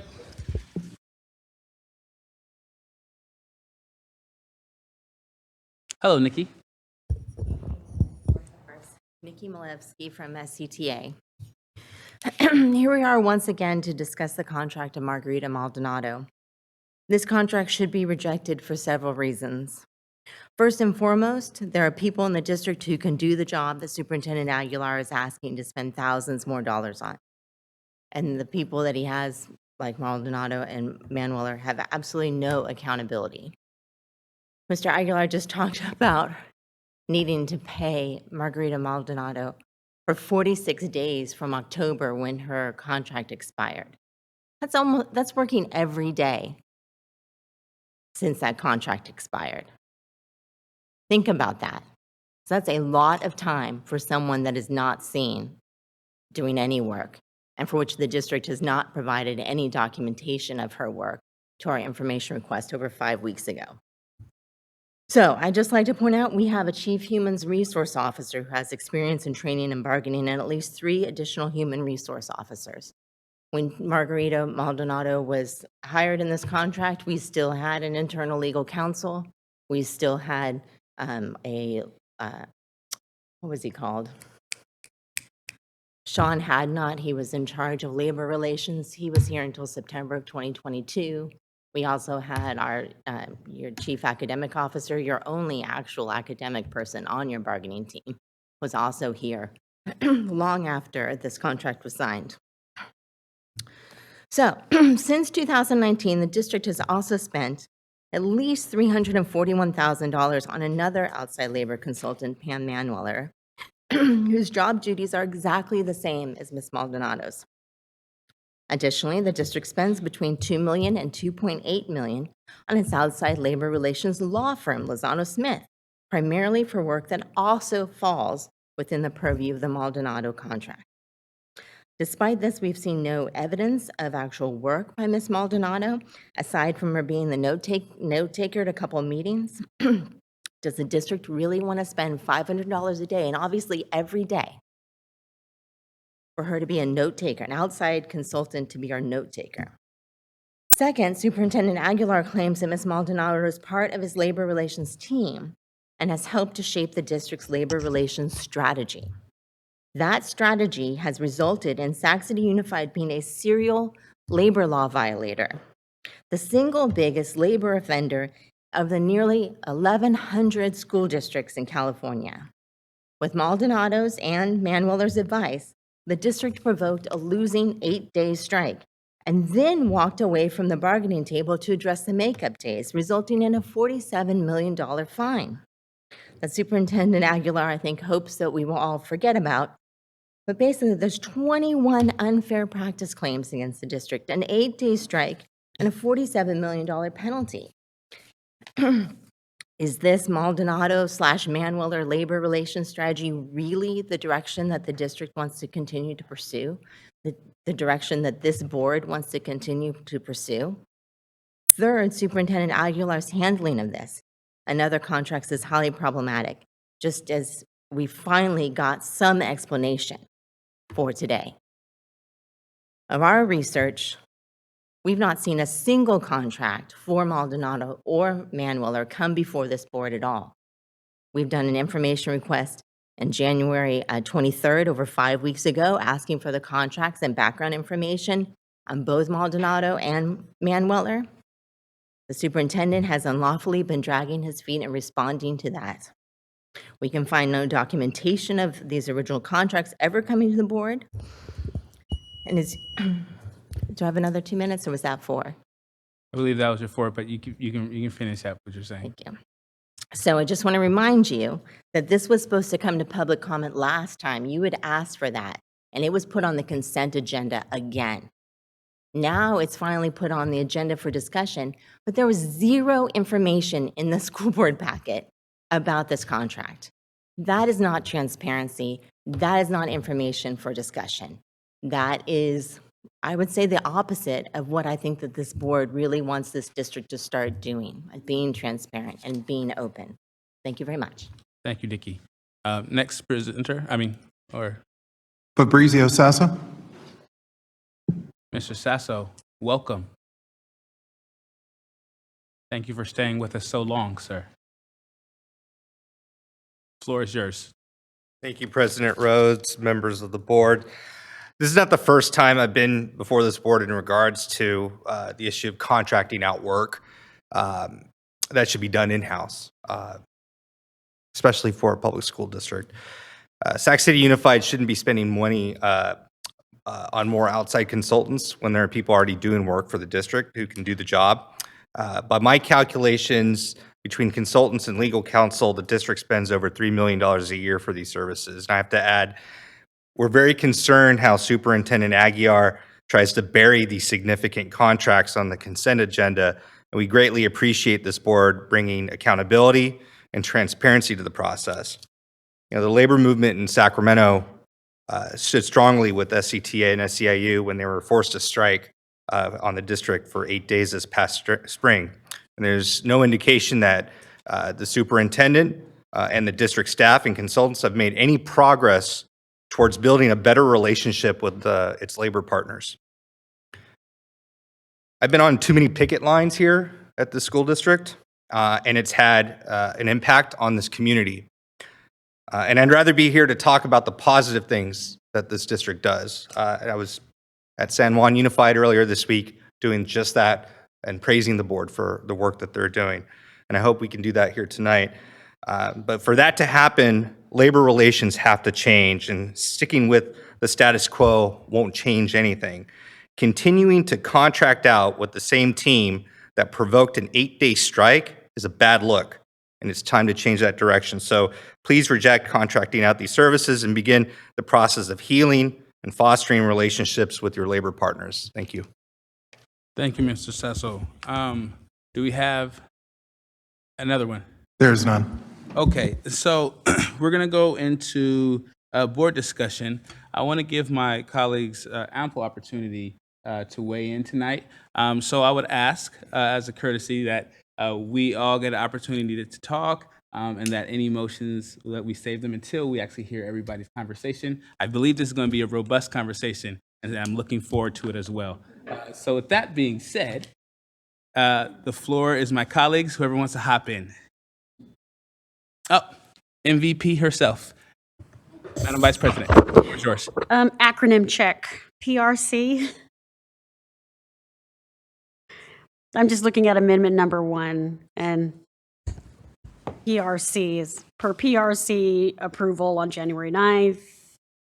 I just want to make sure I know what that acronym means.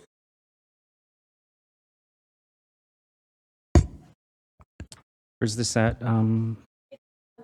First page of the handout. Description of code. Description of code. Yeah, it's actually Member Phillips. This is a review committee. We do it every week. This is part of SCOE's role, a stay and rescind role.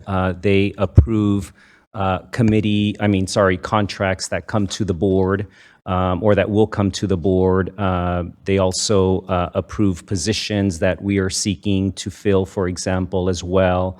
That is a process that has been started as a result of the stay and rescind authority that SCOE has. Superintendent is Purchase Review Committee. Thank you. Thank you, MVP. We're going to Member Kayada. Thank you. I am really hoping when the motions come through later, we can finally put this to bed one way or the other, because this has been going on for way too long. I do appreciate the information Superintendent was able to share with us. I would have appreciated that information 3 months ago. And I do also agree that contracts of this nature, I think, do need to be outside of the consent agenda so that we are at least transparent to ourselves, if not our community, about what we're doing. And I think I've been clear that what I mean by this type of contract is professional services contracts. So when I first pulled this item from consent several months ago, my goal was, it was never really about Margarita Maldonado herself. Like I've said many times, I don't know the woman. I don't even know her work to any real extent. The issue that I was trying to raise was to open a discussion on our process for independent contracting, which I think needs a lot more scrutiny, and the scrutiny that we have tonight. And also to discuss the role of independent contractors leading or being substantially involved in our labor negotiations teams. I do not believe it's appropriate for a contractor to be leading negotiations teams or providing input of the nature that I believe from what I've learned that this was. So I think as a district, like Mr. Sasso said, we really need to lean in to having our staff make these decisions. Staff who are here working full-time know various other people in the district, get to know principals, get to know teachers even, other people here in this building. I think by relying on contractors, we're really removing ourselves too far from who we are as a district. And I don't know if our interests are always aligned by relying on someone who's getting paid by the day, for example, or who's always worried about their next contract, whether it's with us or someone else. So ultimately, again, this was never about Margarita Maldonado. This was about who we are as a district. And I think I would recommend that as a district, we're the type of district that does not engage in this type of services.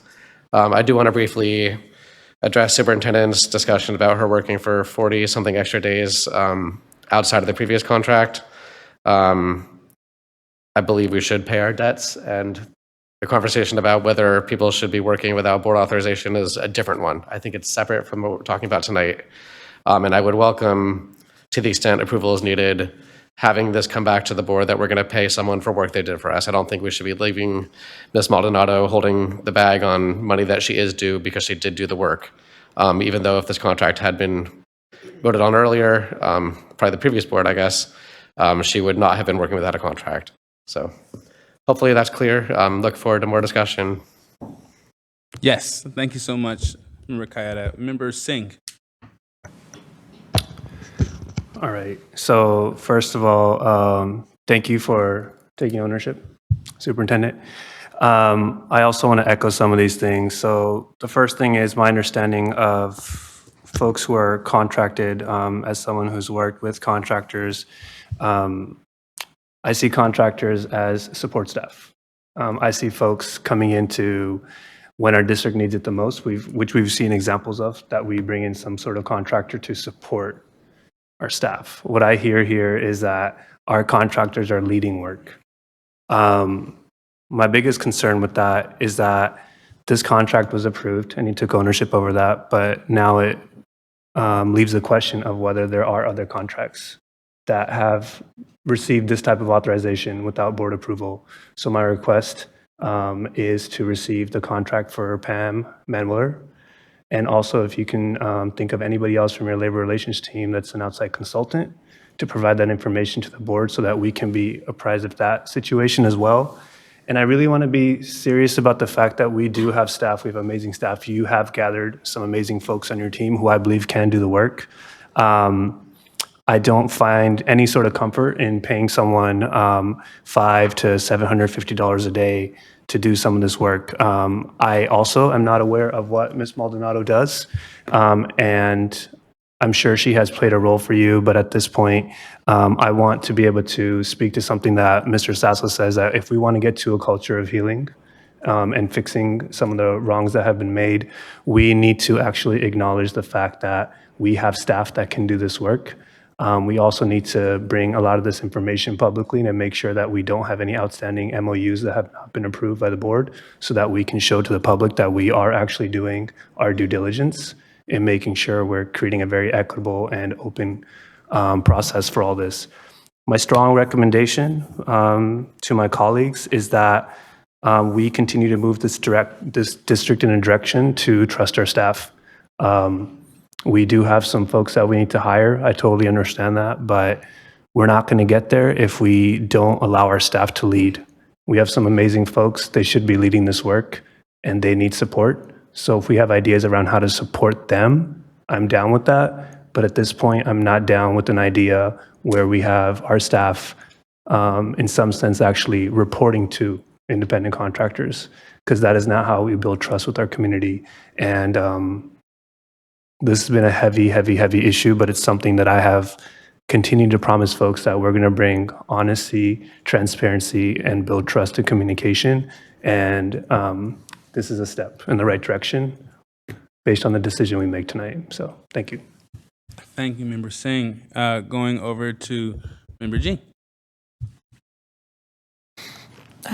Superintendent, I have a couple of questions. I was looking at what's in the board packet, and it says that it's increasing the January 31st, 2022 contract and extending it from October 21st to June 30th. But when I look at this amendment that's been handed to us, the dates are November 1st, 2022 to November 23rd, 2023. There seems to be a discrepancy here. Yes, thank you, Member Jean. I believe that was discussed in the last board meeting. If it wasn't, then that is a mistake in the packet. This was through June 30th of 2023. So we're being asked to approve something through June 30th, but the agreement says November 23, 2023. That's correct. It's June 30th of 2023. So that'd be a mistake then.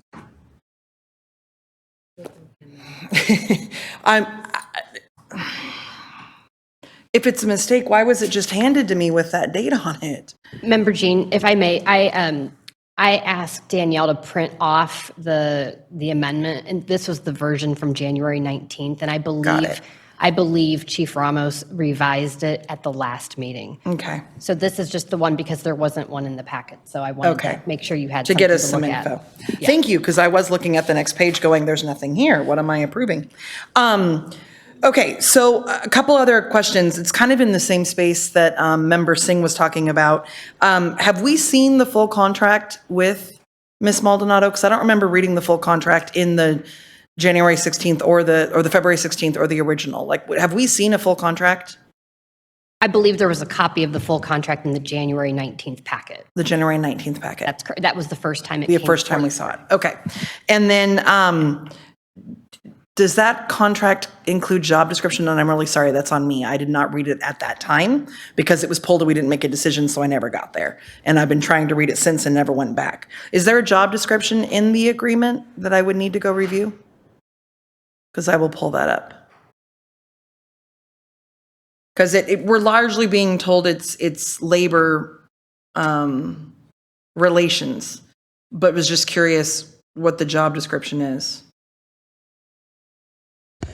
Member Jean, I could also pull it up right now to be very specific and answer the question because every contract does have a description of the services that will be rendered. Then I can go Google that too. I have that right in front of me. I was looking at the February one, not the January one, so I can pull up the January one.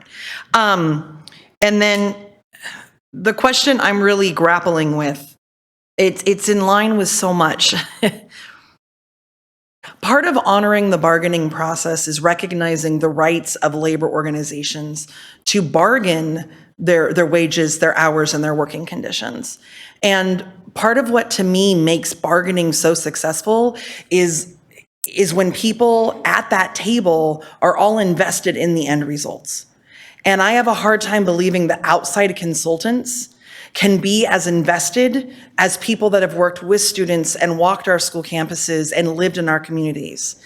So I really don't like contracting out work that I see as vital to the health and thriving of our school district by honoring bargaining process. So I'm just really, really struggling with this whole request. We have talked about, okay, this is where we are. But I'm not hearing the plan of, okay, if we approve through June 30th, what's our plan after that? Because there's no way I'm approving it past June 30th. So what's our plan to hire the people? What's our plan to train the people and get them invested? Because this is a short-term solution, and it feels like we're approaching it as if it's our long-term approach. Member Jean, I've heard that loud and clear. And certainly, as I said earlier, I take responsibility that as we've had vacancies, that we could have approached that as trying to fill those positions. There's a vacancy right now, for example, and I could certainly encourage Ms. Maldonado to apply for that position, and then she would be fully vested, fully invested in Sac City Unified, which I think she's demonstrated that. She's expressed that sentiment as well. For a variety of reasons, it was the best approach to do it as a consultant, but certainly that is what I could have pursued and could still pursue. Okay. And then the big question really does come.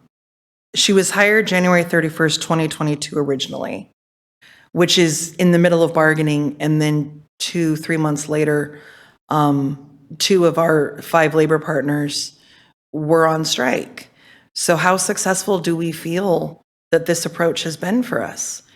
And how have we changed our approach to ensure that we're not going that direction again?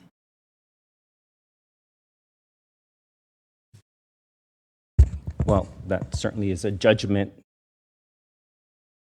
decision, and I respect that that is a fair question on your part. Again, I will say that from my perspective, she has provided valuable services, but certainly I recognize where you're coming from, and you know, that is still my position around the services that she's provided. But I respect your perspective. And then going to just kind of really large perspective, do we have any board policy about the superintendent's discretion when it comes to contracts versus the contracts that have to come to the board and the amount that can be approved or not? Have we been given that policy and I missed that at some point? Yeah, there is a board policy and a resolution with delegation authority to the superintendent, and we can pull that for you. Okay, yeah, that would be helpful moving forward as we approach all of these. I think the message we're sharing loud and clear is we really want to hire folks that are invested in our school district, and that outside consultants is not our goal. So I'd love to learn more about all the outside consultants we're doing, look at like our long-term plan in all those ways. I believe Member Singh has you mentioned something about maybe an audit or whatnot, and I look forward to continuing conversations about looking at our contracts and feeling confident that when we contract work out, it's because those are groups that are providing services that really would be ridiculously tasking on our employees. Otherwise, it needs to be in-house employees doing this work, because I think that's how school districts thrive. I think about the importance of the district bargaining team, because ultimately our district bargaining team represents the 7 of us on the school board. And I want our team to be strong, because I think that's what leads to a strong school district. And in my mind, strong includes knowledgeable and personally invested and prepared with decision-making authority.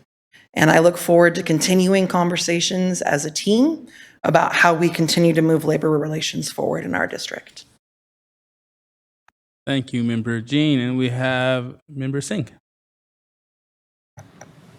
So yes, I did request that, but I can be more specific. So we said Pam, but also I guess at this point, if we're talking about doing a bit more comprehensive of an audit and making sure that we can get information on our outside contractors, which does include our legal team, that would be helpful.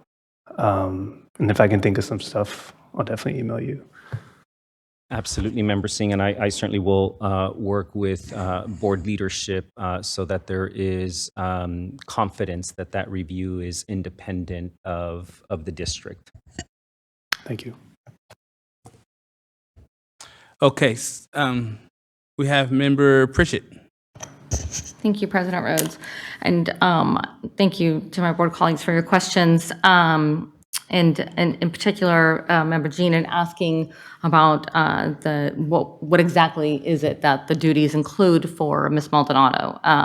So I'd hate for it to be a preconceived notion that she just took notes for 46 days. I will be digging deep into that for sure. But I do want to say that I think that we need to be looking at the bigger picture as well, and thinking about what our negotiations team looks like going forward, and thinking that we need to hire additional people. So, or at least an additional person that needs to be part of this process, because I don't feel that the staff that we currently have, though they're very smart, very skilled, they just don't have the time. And we talked about burnout of teachers. There's burnout of district staff as well. And so I would like to have that bigger conversation with our board. And but if it is the will of the board to not approve this contract as is, where it sounds like maybe Member Kayat, I don't want to put words in your mouth where you were going. I agree with you that we need to look into paying our bills of what is already incurred, and then opening that position up for us to be able to hire someone to move forward. Thank you, Member Pritchett. Okay, so hearing everybody, hearing the community as well, I think my statement is this. I think that as we move away from outside contractors or having them in different roles, the big question of being pragmatic around how we move forward, who are we hiring to fill spaces, and how are we using our contracted work is going to be crucial as we move forward as a board, because we do want to empower staff, we do want to hire the people in, and we do want to empower those people we hire with the necessary assistance to do that job. And then also, yes, we had a huge period of time where we had people working when they shouldn't have been working, that wasn't approved by the Board of Education. And so we want to make sure that that doesn't happen again as well. So echoing my other colleagues around making sure that we, get information around back and how we audit or how we get that information, and it being outside, like you said, Superintendent, would be great. And I guess I would think that moving to approve like only the past due amounts and not this contract would be the way to go. I know that we have some more people that are hopping in the queue, but I personally believe that when the time is right, moving to approve only the past due amounts presented and not the contract moving forward would be my recommendation. I still want to hear from the rest of my colleagues around that, and when we get to that point, we can have more discussion. Remember, is it that time already? Okay, so, and also, thank you, Member Pritchett. We are a little bit beyond time, and we have to go to extending our meeting a little bit. So we're going to extend it by 30 minutes because I don't believe that we'll go past that 30 minutes. I don't believe we'll go past that 30 minutes. We have to go to closed session as well. Oh my goodness. Do we extend to cover that as well? And no, we don't, right? Yes.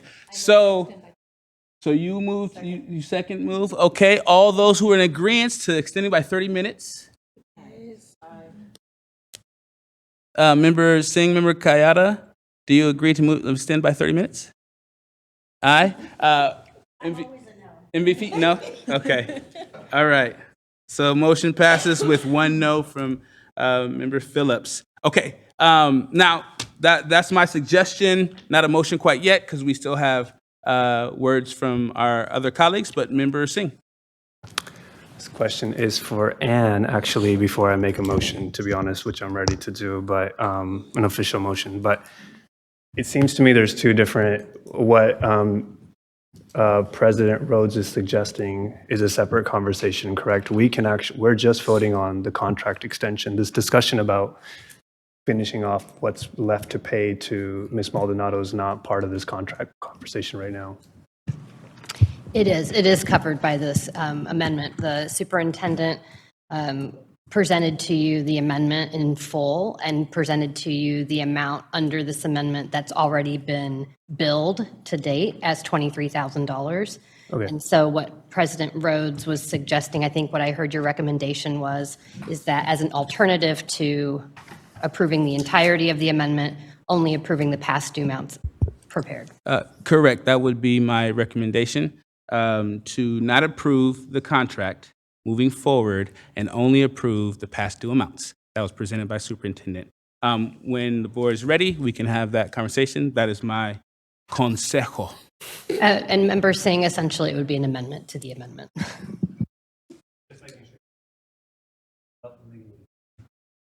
Okay. Was that it, member Singh? No, I'm saying, was that it for you? Yeah. Okay. Okay, that was okay. Okay, so are we? I'll make the motion. Since I've kind of said it already, and you'll second the motion. Okay, we'll do a roll call vote. Can we be very clear? I'll say very clear. I would move to approve only the past due amounts for Ms. Maldonado, and it is, Superintendent said it's 23. 23, thank you. And not the contract moving forward. That is the motion on the table currently. We have a second as well, and we will be doing, wait, remember. Oh, we'll do a roll call vote. And no, yeah. And we'll go with student preferential.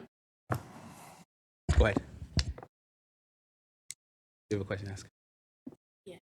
Is it we're paying the debt and then voting on whether we keep it or not? Or? We're paying off a debt and then voting to not extend the contract. Okay. Aye. Okay, student preferential vote. Roll call, please. Member Jean. Aye. Member Kayada. Aye.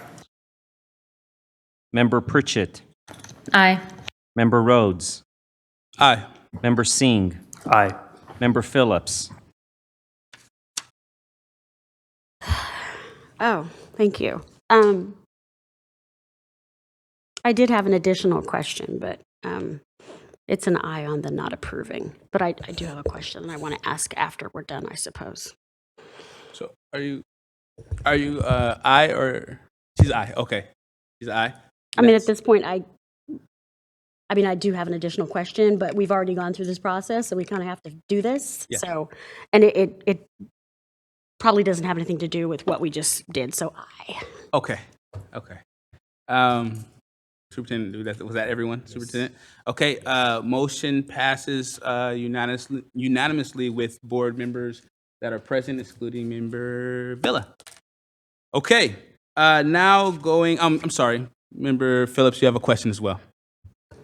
Just a quick question for the superintendent.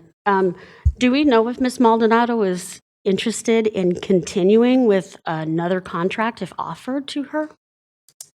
I don't know the exact answer. As I said, Member Phillips, I take responsibility for not having approached this through a hiring process when we had a vacancy in that division, and that, of course, can be a possibility. I appreciate the sentiment from several of you saying that this has nothing to do with Ms. Maldonado, which is why that is certainly something that I would consider.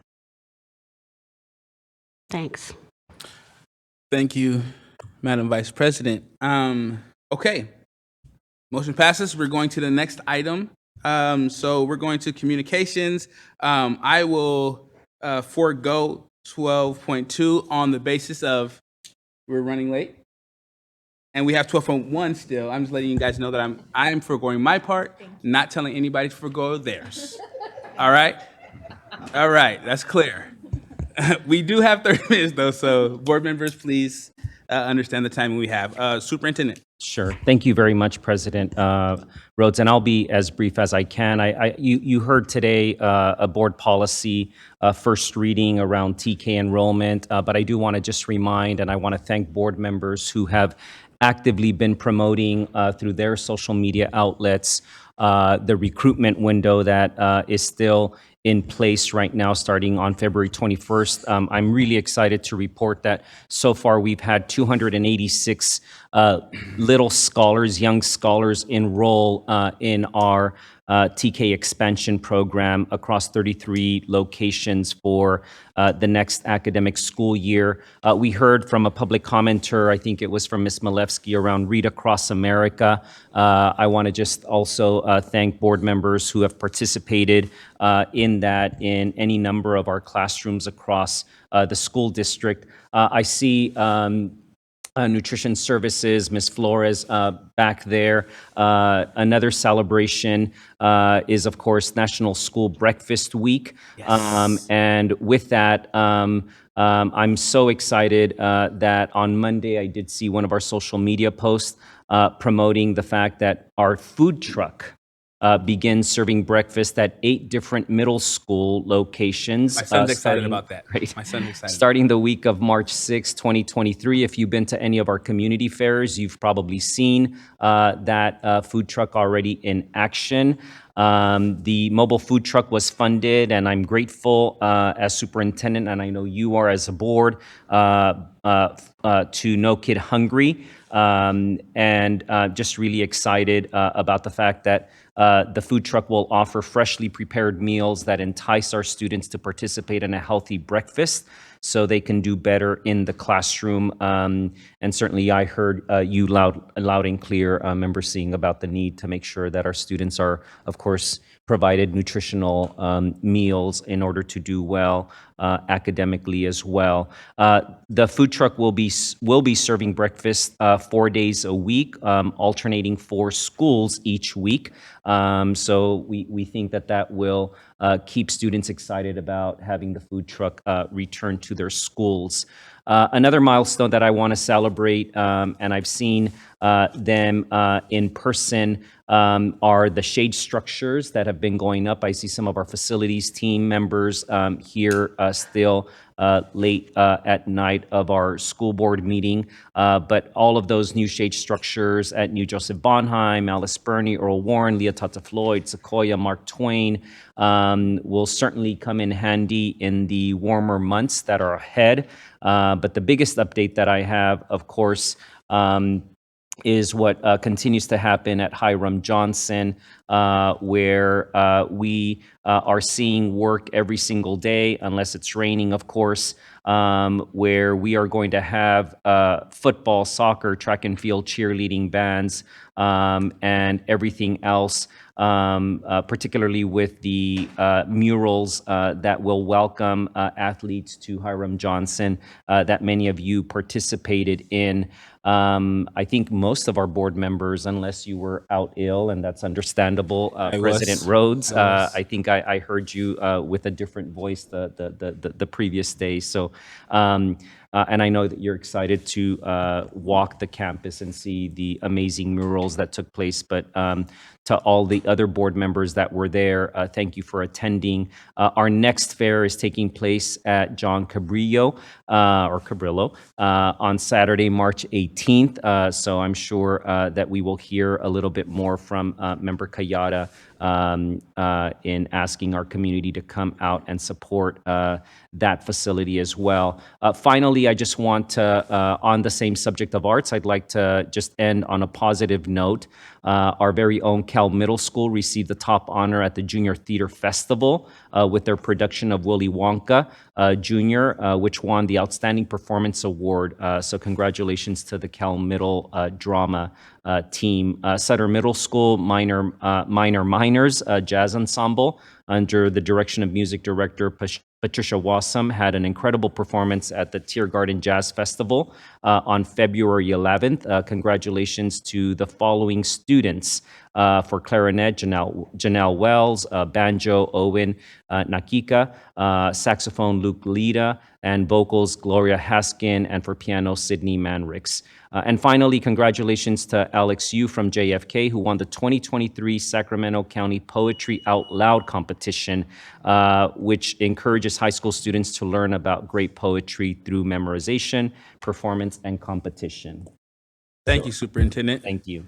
And then we're going now into information sharing by the board. If you would like to share information, please hop in the queue. We're going to go to MVP herself, Madam Vice President, Trustee Phillips. Let's see how fast I can talk. So February has been a really, really cool month for me. So I just want to tell you about some of the things that I've done. I have had a lot of fun meeting with our Sacramento City Unified School District students. I've been at Pony Express for Black Parent Involvement Day. Music, awesome. Musical chairs, awesome. Focus even on former students there. I just want to give a shout out to Ms. Duarte for the invite, and big props to the Black Parallel School Board for championing this. I also was at John Still Middle School for Black Professionals Day. Shout out to Miss Jasmine Jones for the invite. I'm going to say that Black Professionals Day was really awesome because I got to, for one, spend time with the president, but I got to engage with students who were asking me questions on the back of a passport, and I got really bored and asked them to ask questions that were not on the card. And it was fabulous just to hear the questions that they had. Because February is so short, I kind of hijacked March 1st. I had an opportunity to participate in the Capital City Reads, and I love to read, and so being able to share my joy of reading with the students was a lot of fun. I read Tomatoes from Mars, and the looks of joy in the students' faces made my day. There was an assignment they had afterwards. They were going to come up with alternate endings for it, and I plan on going back.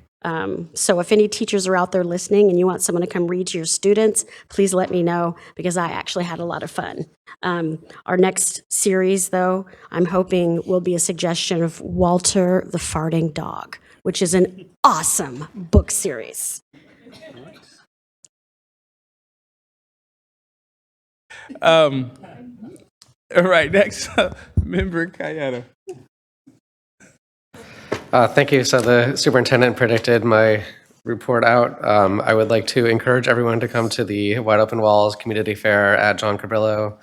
It's on Saturday, March 18th, 12 to 4 p.m. We've talked a lot about the art, but I want to point out, because not everyone reads the full flyer in the small text, there are also free meals, like Superintendent mentioned, live music, bike repairs, a Maker's Mart, free COVID testing, and you get a $10 gift card. And I have been to these with my family, probably got like $100 by now. But there's never a line. I don't think people realize you can get a $10 gift card. It's like Starbucks, Target, I think Walmart. Please come out. Crispin's there, which is awesome for the kids, bounce houses, and of course, the murals of themselves. But really looking forward to everyone from the vicinity coming out, Little Pocket, Southland Park, down to Meadowview, Olive Pocket. Come on out. So thank you. The view will be there. The view will be there. Member Jean. The superintendent stole the Cal Middle School shout out. I'm glad you did, though. I'm just super excited for them, and yeah, that's pretty amazing. I also just wanted to kind of put into the minutes that I've been getting a lot of emails from folks in my area about, the split classes, and we do have upcoming informational sessions on that. So I want people to know that, as well as, of course, emails around transportation and RT, and we've been getting information as well. So public, you may not have heard directly from us, but we are gathering info and looking at our options. Thanks. Thank you so much. We're going to go to Member Singh. Thanks, President Rhodes. So a couple of shout outs. It's a basketball shout out. I want to shout out Tahoe Elementary for winning the Sam Bramman Invitational, I think. Is that what it was? And then they beat I'm sorry, whoever's school this is, but we won 61-5. So y'all need to work on your jump shot. I also had a great time at Theodore Judah this morning. So that's a school in my neighborhood, in my backyard. I got to read Mr. Duke's Classroom. I read Change Things by Amanda Gorman. And then I also got to read Oh, the Places You'll Go by Dr. Seuss. I only messed up 3 times. So I'm really proud of that. I also want to mention that From my understanding, Phoebe Hurst is going to be receiving recognition at the City of Sacramento, I believe, on March 14th at 5 o'clock at the City Council meeting. If that is indeed when it's happening, I'm looking at the other hat you wear, President Rhodes, to confirm that for me. But if that's indeed what's happening, please do come out. Really excited for them. I think that's a recognition they receive for being a distinguished school. And then lastly, since no one's mentioned it, March is Women's History Month. I feel like months only exist when people have been left out of the conversation. Otherwise, you don't get a month because you have the whole year. So I just want to kind of shout that out. I know there's a lot of amazing women on our dais, staff, and in the crowd, and our teachers and students. I'm sure we'll have a resolution. We get to take a photo later, sometime this month, but we should find someone to do a Women's History Month resolution. That's it. Appreciate you. Shout out to all the women and my mama. Okay, Christina Pritchett. Thank you, President Rose. Just real quickly, we've had some vandalism at school sites in Area 3, and I don't know how many of my community members are watching this at 10:48 at night, but I just want to say, like, if you see something, say something, because this has happened a few times at, in particular at Einstein Middle School, and good community, or good schools make good communities, so it's up to the communities to keep our schools good. So thank you. Member McGurk. Everyone else went, so I felt a little left out. But Board Member Singh kind of took what I had. It is Women's History Month. Appreciate all the women or girls, doesn't matter. They're gonna be women someday and do great things. No matter if it's your best friend, sister, mother, someone, a teacher, I don't know, anyone. But yeah, just appreciate those around you. Even if it's not within the month. Just saying, y'all. Beautiful. Okay. You feel left out. I feel left out. I'm not going to say anything because I said I wasn't. But we have time. So we're going to move to item 13.0, consent agenda. Motion to approve all items on the... Oh, I'm sorry. Do we have a public comment on the information or the consent agenda? Yes, we have a public comment on 13.1F. Margarita Garcia. Okay. Come on down, Miss Margarita. No, it's okay. It's okay.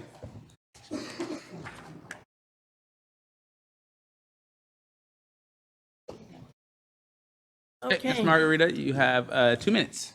I'm Margarita Garcia.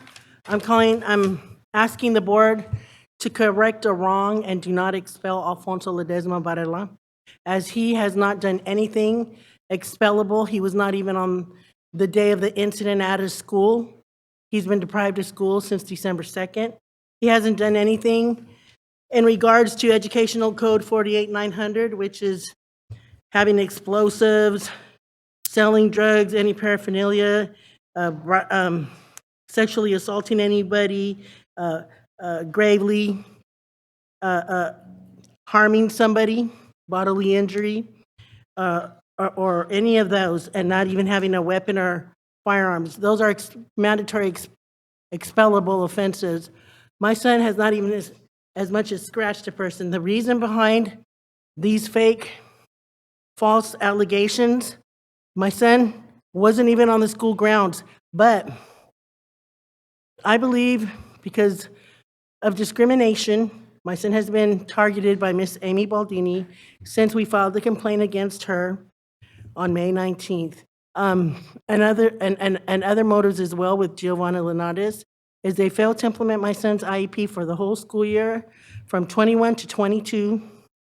And, you know, a whole bunch of other failures, manifest determination deadlines, put in place, you know, violative put in place, interference with his state constitutional right of an education. My son only wants to go to school. Now, it's gone so far as to where they even negated to give him curriculum, school work, when he was, you know, falsely suspended without any corrective measures at all, without not even hearing his side of the story. But once again, I will reiterate, I'm asking the board to correct a wrong. Don't make a decision that later on is going to reflect on the school district here as not having ample evidence besides just hearsay here and there of hardcore evidence. Miss Amy Baldini has been targeting my son so much. She's really retaliative and discriminative because they have a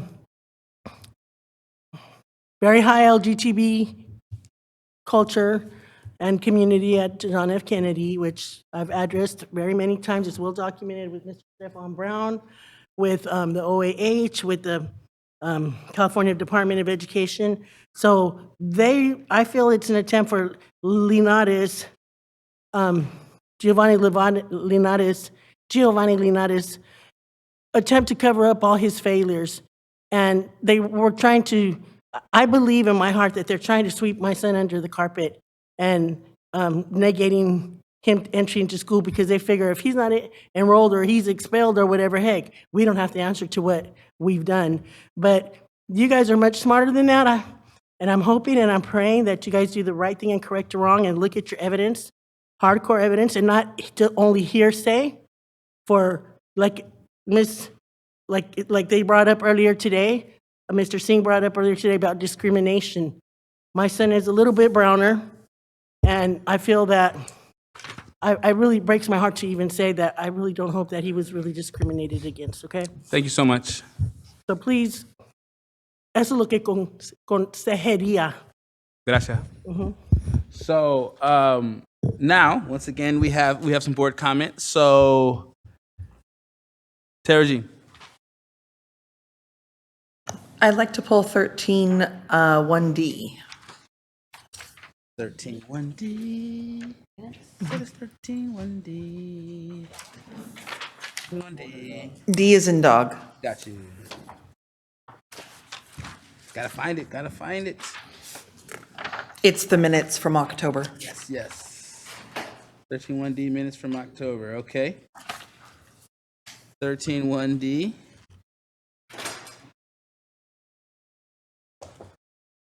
All right. I have you here twice, Member Jean. Is that correct? I don't know why. Okay, sounds good. Okay, so we want to remove 13-1D. 13-1D from the agenda. Taking note of that, Member Kayada. So I'm turning to Ann. I don't want to pull anything. Because it is agendized, I'd like to respond to that last public comment. Is that appropriate? Or do I need to pull the item that she referenced?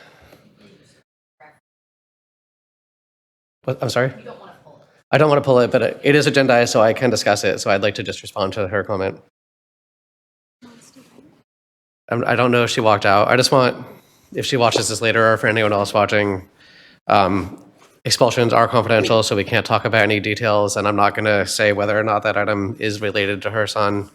But I can say for myself, we take expulsions very, very incredibly seriously in balancing the educational needs of the students who are being recommended for expulsion by staff and with the needs of our entire community, including other students. We do extensively review records, and for myself, I spend a lot of time with this and really deliberate over every expulsion decision, and we've already had a few, unfortunately, this year. So I just want her to know, whichever way the board ends up going on the expulsion she referenced, whenever that is before us, that it was not a light decision. Okay. Thank you, Member Kayada. And so I will move to approve all items on the consent agenda except for 13-1D, which was pulled. Do I have a second on that? Who said aye? Okay, second. Roll call vote, please. Member Jean? Aye. Member Kayada? Aye. Sorry, can we get student preferential? I apologize, and thank you, Member Pritchett. Aye. Member Phillips? Aye. Member Pritchett? Aye. Member Rhodes? Aye. Member Singh? Aye. Okay, now moving to item 13.1D, removing items in a minute. Member Jean? I was not present, so I would like to abstain if someone wants to make a motion. Oh, okay. Motion approved. I second that motion. Roll call vote. Student preferential vote? Student preferential vote? Aye. I'm gonna get it right, I promise. I That's all promise I'm right. gonna get it right. It's late. It's late. It's late. You got 3 minutes. Okay. Student preferential, I said aye. Superintendent? Member Jean. Abstain? Member Kayada. Aye. Member Phillips. Member Pritchett. Member Rhodes. Aye. Member Singh. Okay, perfect. And also, side note, we will not be going back into closed session today.